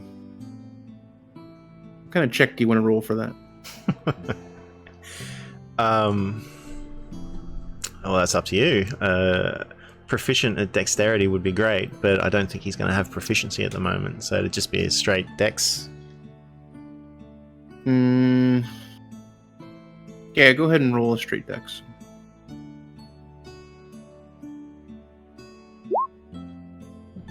It's a 1. Okay. I was going to say, if it's a 1... Okay. Like I was telling Boltzmann, I think it was Boltzmann or Branimir with the cooking. It takes, according to rulebook, it's 200 hours worth of, 200 days worth of practice. So we can keep trying that. But definitely putting time into it helps. And possibly with Boltzmann's help, being able to develop something that's actually more practical than the canister of oil, you can figure something out faster. So Yep. Cool. He'll work at it, like however many hours it takes, because I honestly couldn't find a feat that, other than the brawler feat, which says that you can use improvised weapons, but to me that doesn't really say, hey, I'm going to throw a bomb. I would be open to what we talked about, what I sent you a message on earlier today. Yep. If you wanted to include something like that and develop that way, I would be up for that as well. Okay. I'll have a think of it. Okay. So the final day is upon you. You guys can finish the week doing your own things, doing some things together. Branimir, roll a cooking, since you are going to be preparing the final meal before... Whoa. The final meal before of the rest. And then you guys can do your thing, or how do you want to do it? Yeah. That could be done. Let's see here. Cooking. There it is. Ah, for Christ's sake. So the halfling is constantly kind of... It's hard for a halfling to look over your shoulder, but looking up at your attempts, and is kind of grimacing here and there when he's watching. And there's times when he kind of, as you walk away to prepare something else, you kind of go and... first off, what meal are you preparing? Well, let me go into my recipe book here. Let's go with... You can use the full pantry of the Das Ashling Interlin if you'd like. Alright, because I've got a list here of everything sausage. So let's That's go the with name for of the tonight. place at the end. Everything sausage.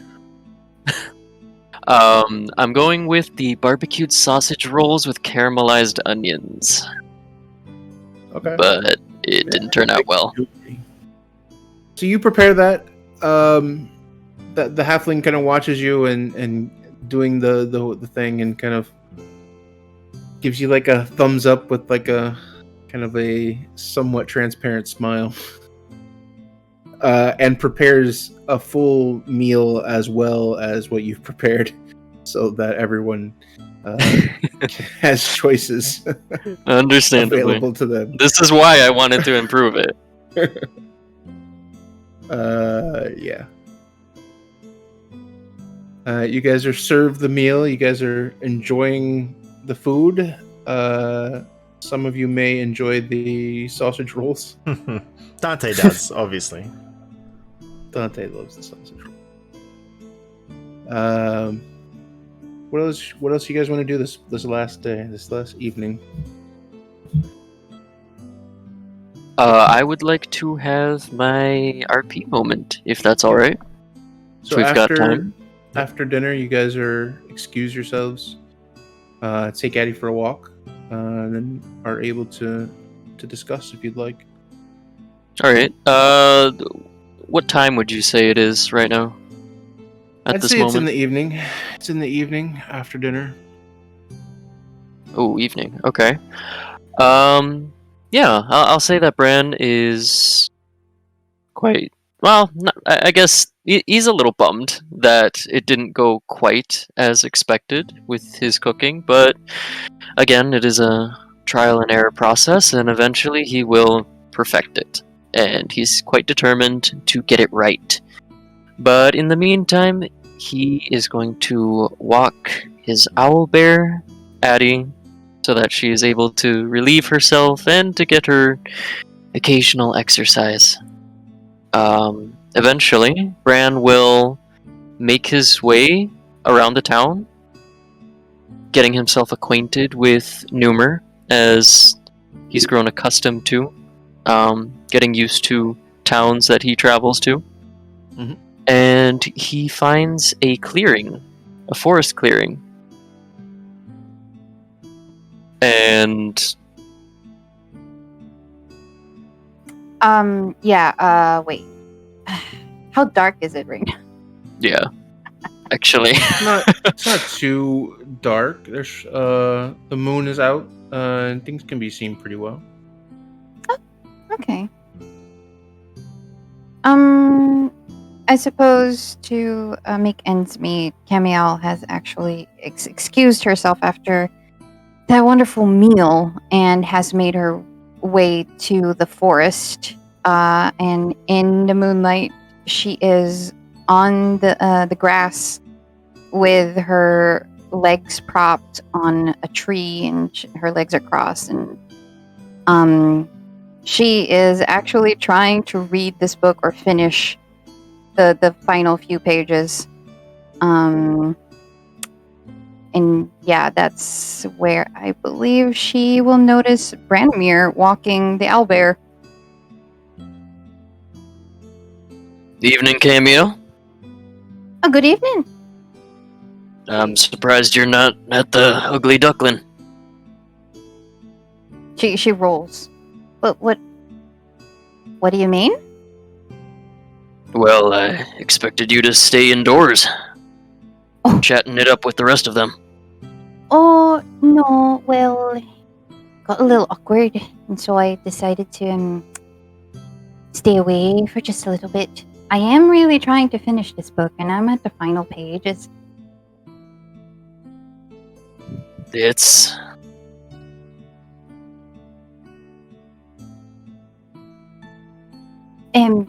Actually, it's kind of weird because it ends with an I love you, and that's it.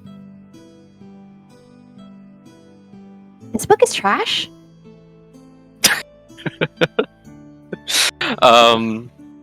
Yeah, actually, that garners a smile from Bran. As he kind of does that, he lets Addie go from his from her little leash that Bran has made for her, and he allows Addie to kind of graze like she's a cow, just wander around the field, and Bran kind of approaches. Well, I did warn you, Cameo. It wasn't the best piece of literature you could have picked. Well, the thing is, and she closes the book and she puts it on the grass beside her. She gets up on her feet. I understand that certain literature, a lot of hard work went into it. But if I ever have to read a book like that again, I prefer going back home. It was that bad, huh? She gives a pained grin. It was okay. No. So what do you think you learned? Should I really answer that question? Or are you going to get red in the face like Boltzmann did? I'm not quite exactly like Boltzmann. Well, at the end of the book, they did their thing. And you can tell Camiel is being very careful with what she's saying at this point. And he proposes to her, asks her to marry him, and she says yes, and they exchange I love yous and a kiss, and that's it. I don't think I've ever learned anything aside from the fact that, well, as Dante pointed out, it's a fantasy, so yeah, didn't really learn anything. Well, certain aspects of the book is indeed fantasy. But what you learn there is a thing called marriage. And that is very much real. Well, what is it? Well, it's Can Bran look at Camille and tell if she's being deceptive or not? Like, is she being sarcastic with that question? Roll an insight check. Oh boy. Okay. Insight. Where's my insight? There it is. Well, things are not looking good. She seems to be genuinely naive in these situations. Alright, well, in that case, Bran will try to think of a comparison. Before you give me an explanation, while we do that, she begins stripping her armor. I would like to spar with you. Now? It's a little late for that, Camille, don't you think? Oh, please. I don't want to hear anything from you, Branimir. She puts the armor to the side. And she starts rolling her shoulders and starts bouncing from one foot to another. All right? You ready? I don't... And she runs towards him and tackles him. Holy crap. Okay. Bran is going to... What can he do?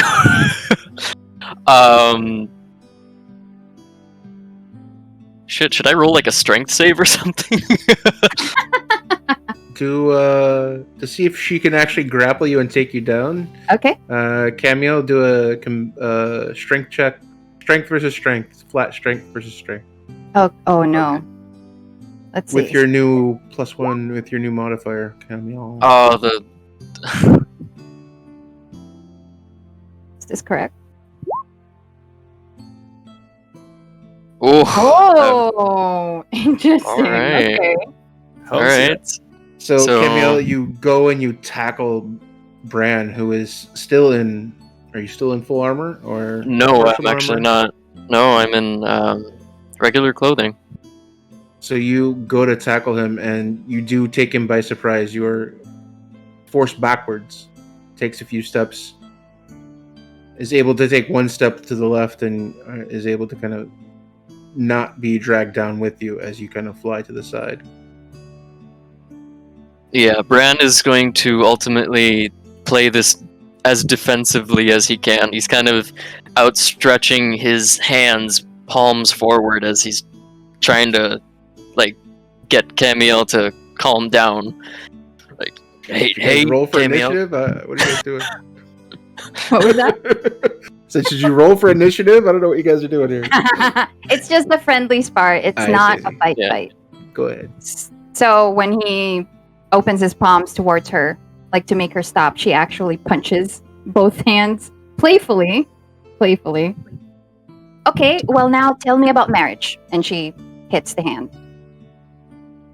I guess thinking quickly and realizing that she's not as aggressive as he initially thought, he'll kind of allow that. He'll kind of leave his hands outstretched and allow Camille to punch them as if they were training for boxing or something.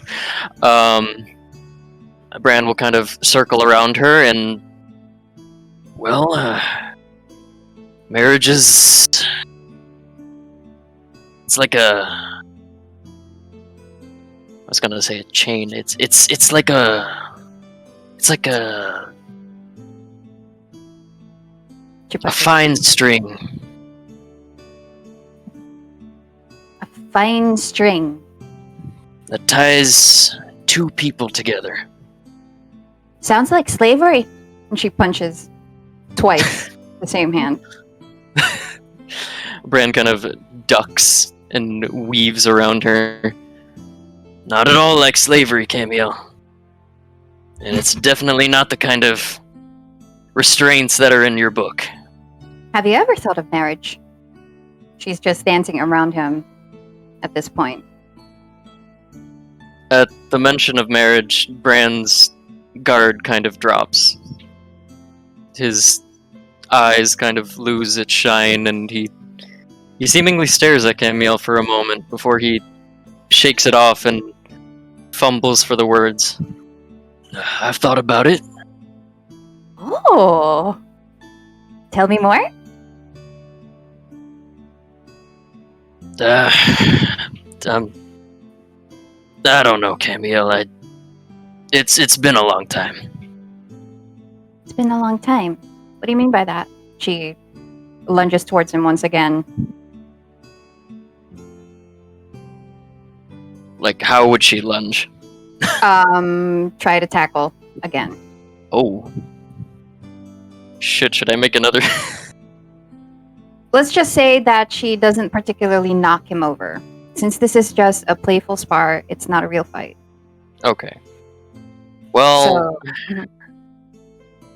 all right. So fueled, I guess, by the question, Bran will, I guess, attempt to restrain Camille in some way, like to get her to simmer down a bit. She backs off. The moment he tries to restrain her, she backs off. She jumps back and takes 2 steps back and then starts walking around him. So, let's not talk about marriage or love, because it's boring. Let's talk about your scars. Can I ask about those?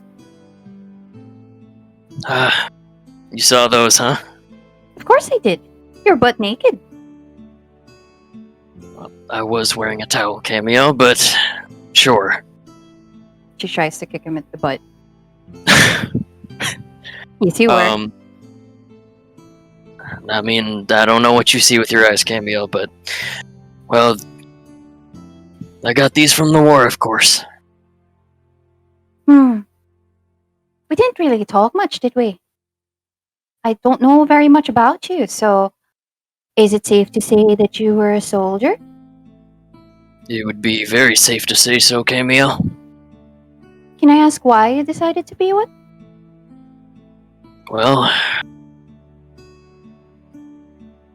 I mean, every young kid's dream in Patrium was to join the army at a certain point. It was all about the glory, you know? I was younger then. It's a bit more foolish. I wanted a piece of that.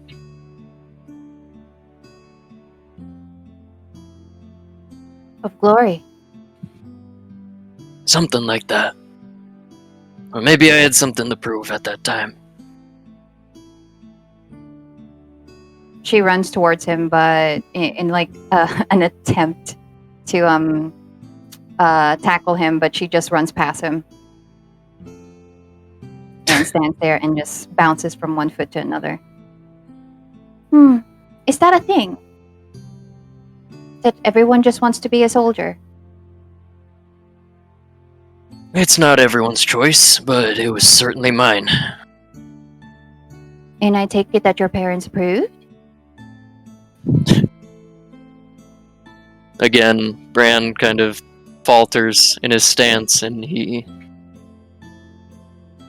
quickly returns it by saying, I don't even think they know, Camille. Her hopping kind of stops a little. No, what do you mean? Let's just say I didn't ask for their permission, Camille. Oh.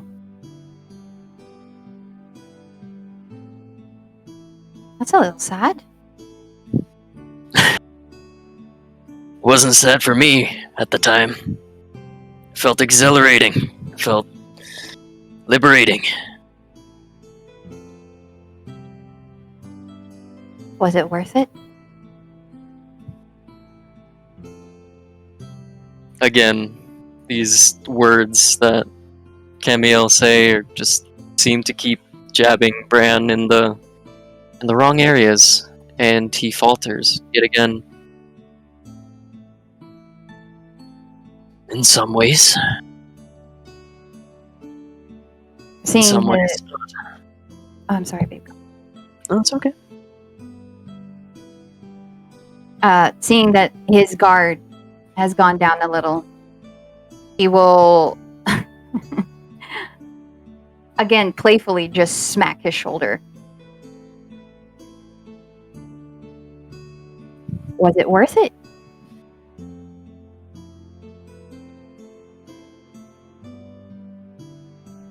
Bran would think about this for a moment.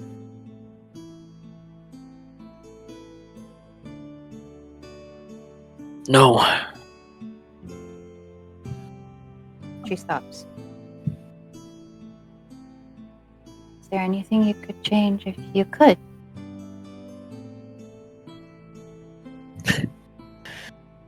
If I could, Gamiel, I would change 1,000 things. Well, maybe you can start with one thing and work your way. I'm working on it, Gamiel. Day by day. You know what else you could work on? What's that? Your defense. And she tries to smack him under the chin. Of course, playfully. I love how you have to emphasize that. Yes. These are the two strong boys, the strong girl and boy of the group. I just have one more question. What is it? When your patron called out to you, were you very accepting of it?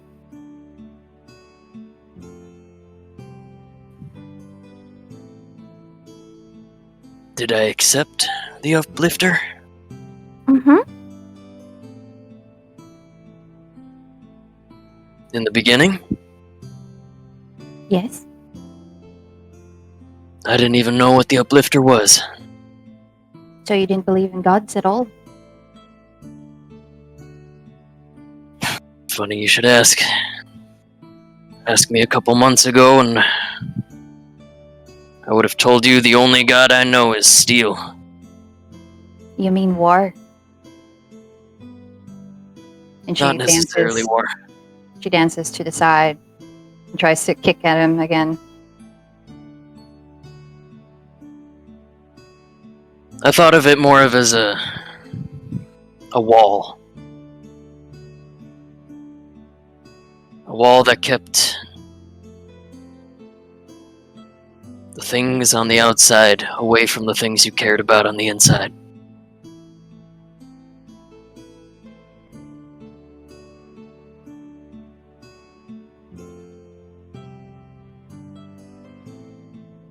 See.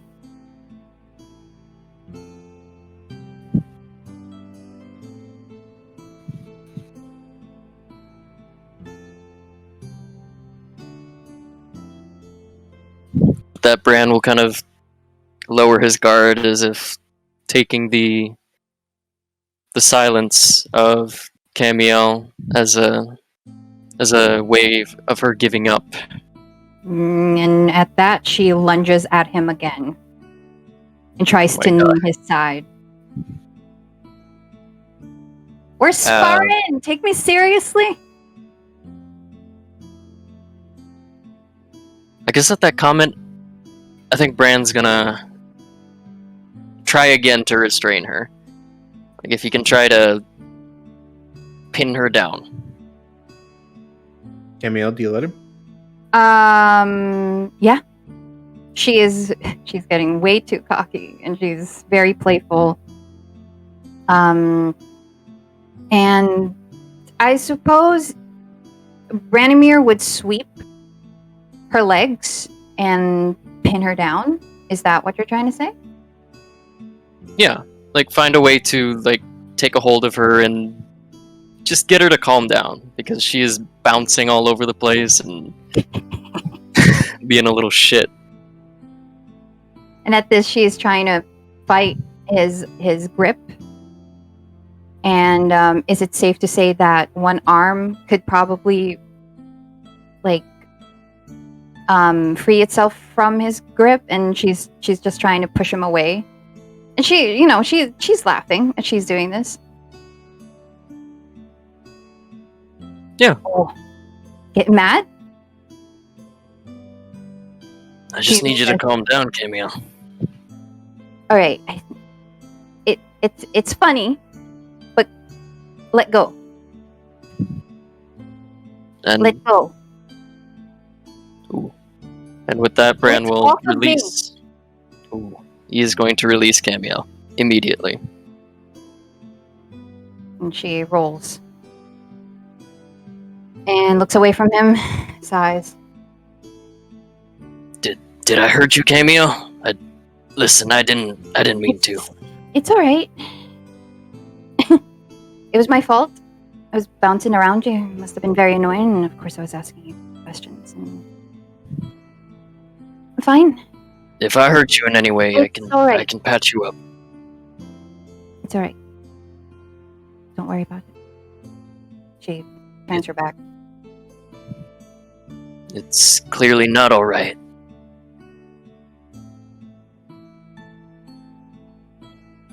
She doesn't say anything.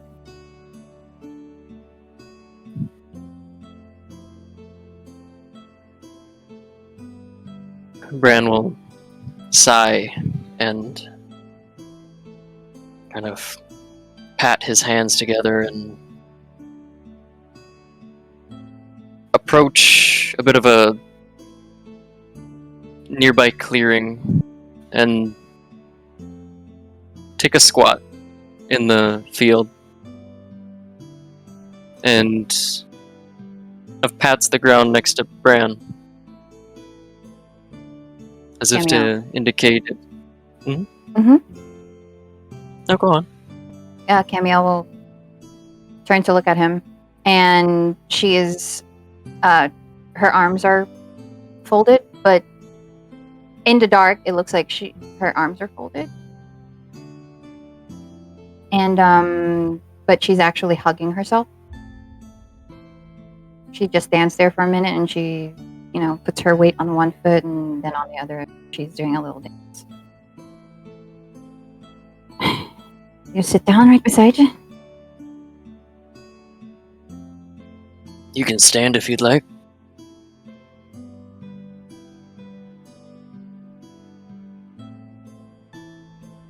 Okay.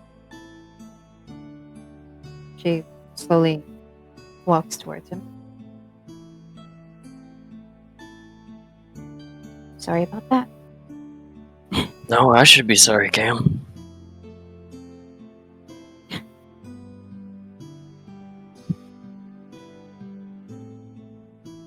Would you like to talk about it? About what? Can Bran roll an insight check on that? Yeah, go ahead. Oof. Here we go.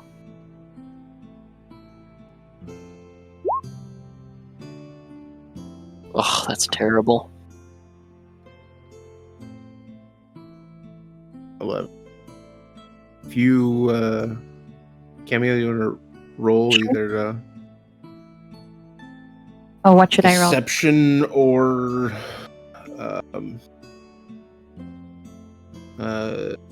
Persuasion?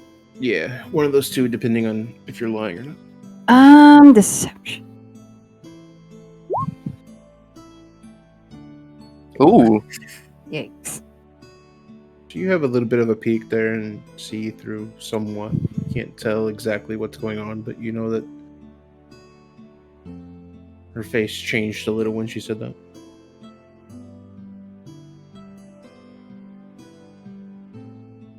Does it have anything to do with what happened at the temples?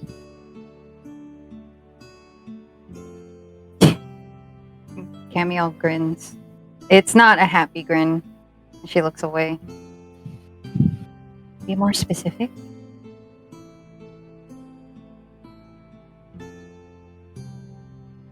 At the third trial, the 6 men. And with the mention of 6 men, she stops. And you can see that her jaw is clenched. She looks away from him blinks and slowly turns her head to look at.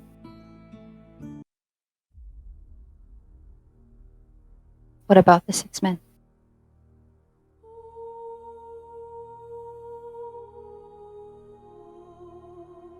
Does this relate to them?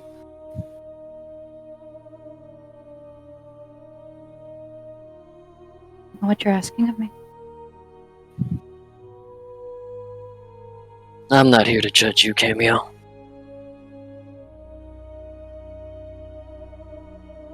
I'm just here to talk.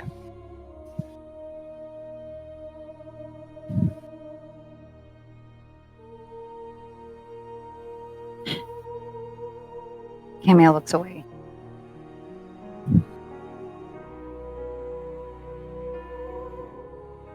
You think you're ready for the truth? Or are you just being curious? Do you care?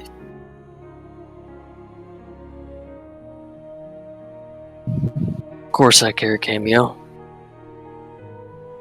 I care about the lot of you. Even when you don't know us that well. Even if I don't know you all that well. But I'd like to take the first step in learning yours, Cam.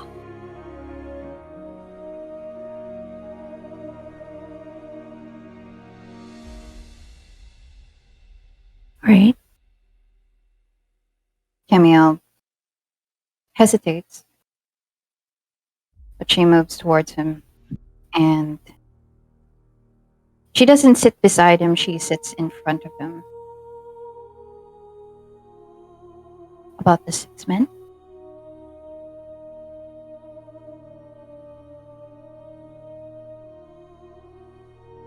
I can tell that behind your eyes you've seen worse. War changes people. It's ruthless. You kill for what? For glory? For honor? I killed for survival.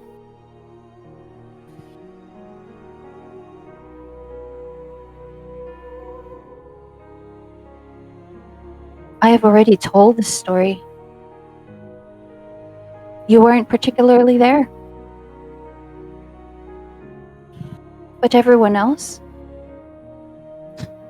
Boltzmann, Sarisha, Dante,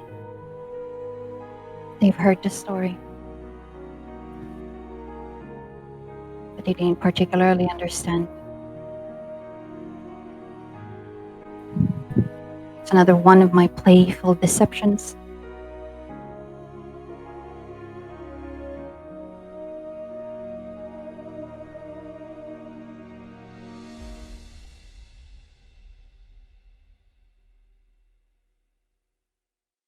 I no longer want to lie.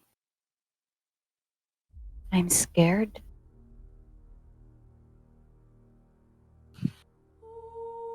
Why would you be scared?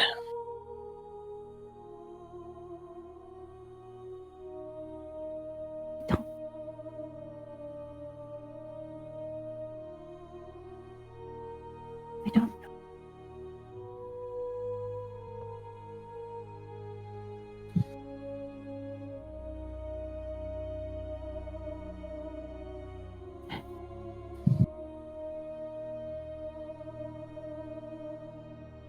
But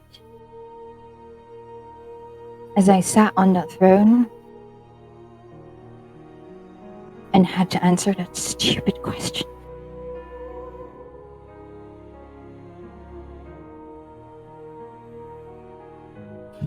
I knew I couldn't lie about it anymore. Like I said, I called it murder. I called it justice, and they deserved every bit of pain and suffering I have brought down upon them.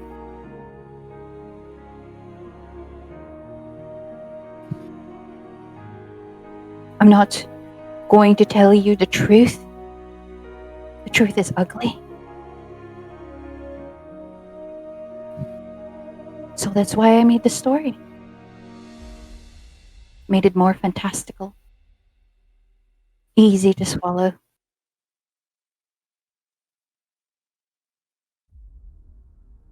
But yes, you're right.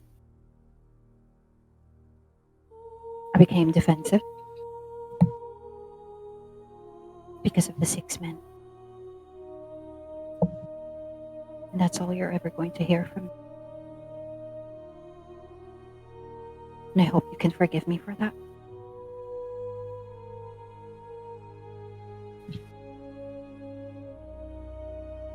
Bran just looks at her with very warm eyes. It's not the piercing, determined glare that usually appears on his face. This is one of understanding and the sense of warmth that, so if it could tell Camiel that he understands. And he merely nods.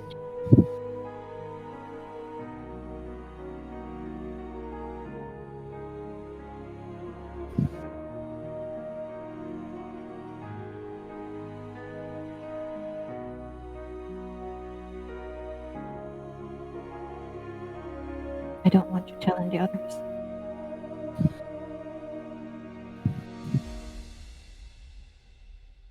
I wouldn't dream of it, Camiel. It's just you and me out in this forest. And that and little Addie over there.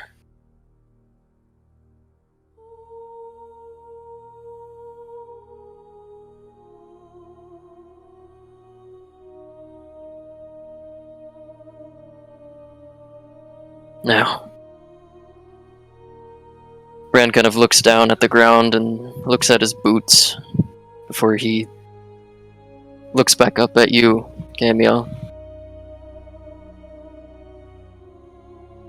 I feel like I owe you a truth as well.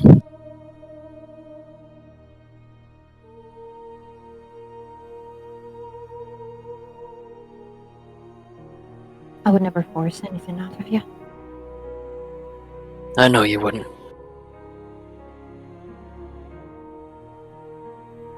But I feel like I can trust you, Camiel. Camiel smiles. Can you? I'm sure willing to take the risk.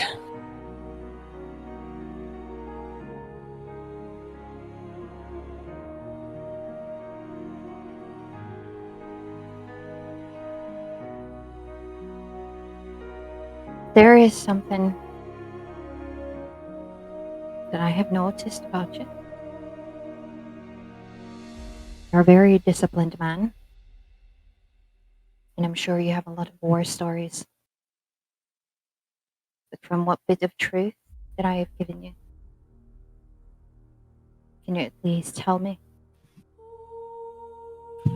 What is the one bit of memory that has truly changed you?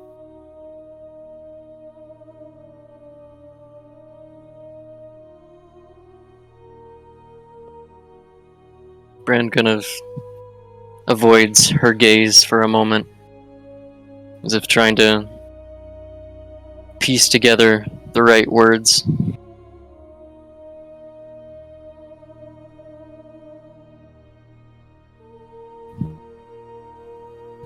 Loss, Camiel.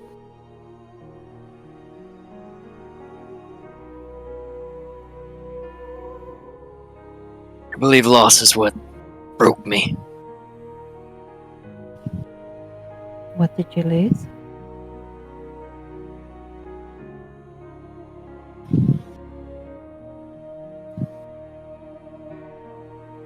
I lost many people close to me.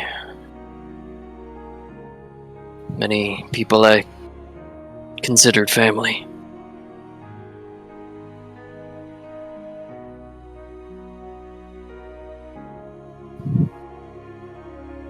Many people I thought I could hold close to my heart.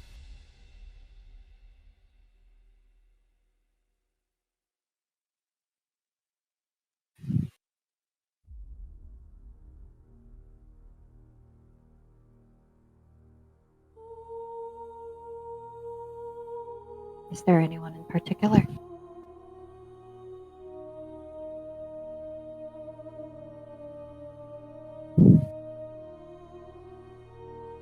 Bran finally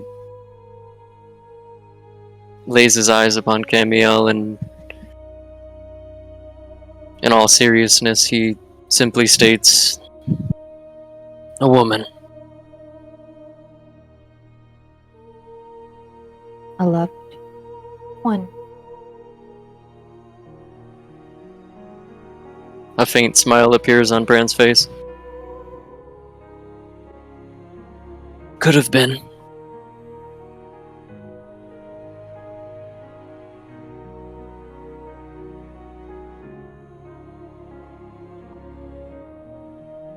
And how did you lose her?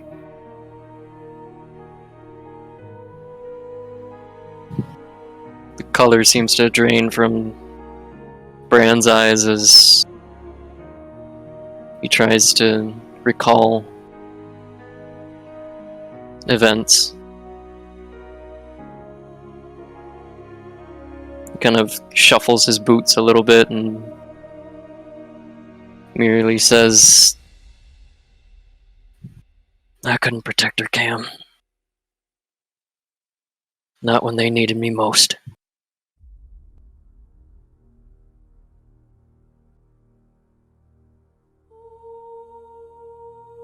Looks down. Frowns. Looks up at him. And reaches forward and touches his hand.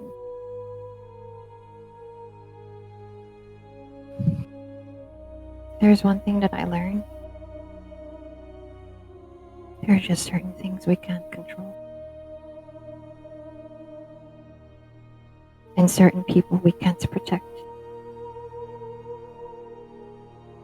I'm sorry for your loss.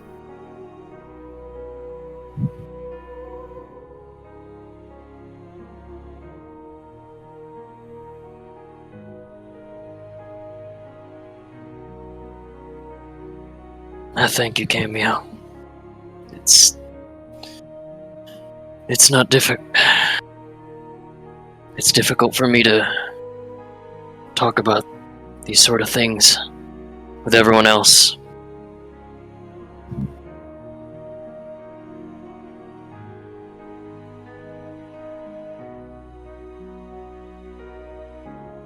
There are certain things that I know I need to speak of.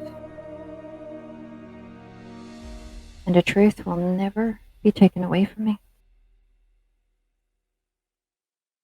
But I'm honored that you can trust me. And you, Cameo.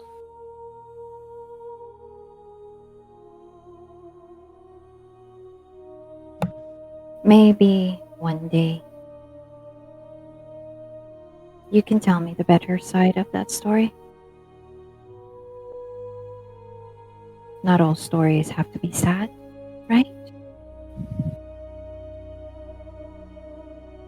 Bran kind of nods. It's a slight bob until it slowly starts to become more forceful, as if he too was coming to realize the truth behind Camiel's words. Kind of looks up at her and smiles. A genuine smile.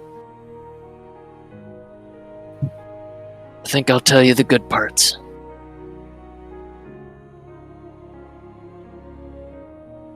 Camille smiles. I would love that.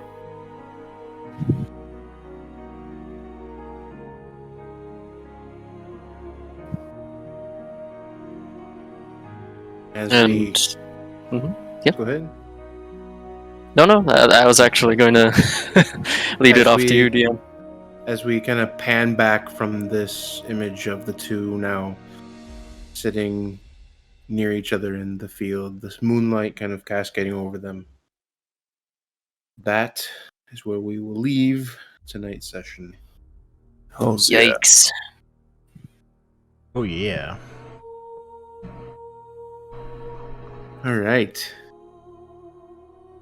I just love how this place here is like where we will actually get our RP heavy moments. So we're building a house here, right? Yeah, probably. Feels central. Yeah, exactly. Could be. But yeah, that was beautiful, guys. God. Yeah. Yeah, well done. Very, very nicely done. Let me just adjust this. Not gonna lie, Cammy had me there for a moment. Got him. Daddy. She didn't need to bring out bananas or anything. Damn it. Better Damn they it. lighten the mood a little bit here. Hey, there we go. Do our final. Oops, I meant loop trap, not skip track. Somebody fix that for me while I read the final announcements. If they can just play that final song there. What? Never mind. Around the table tonight.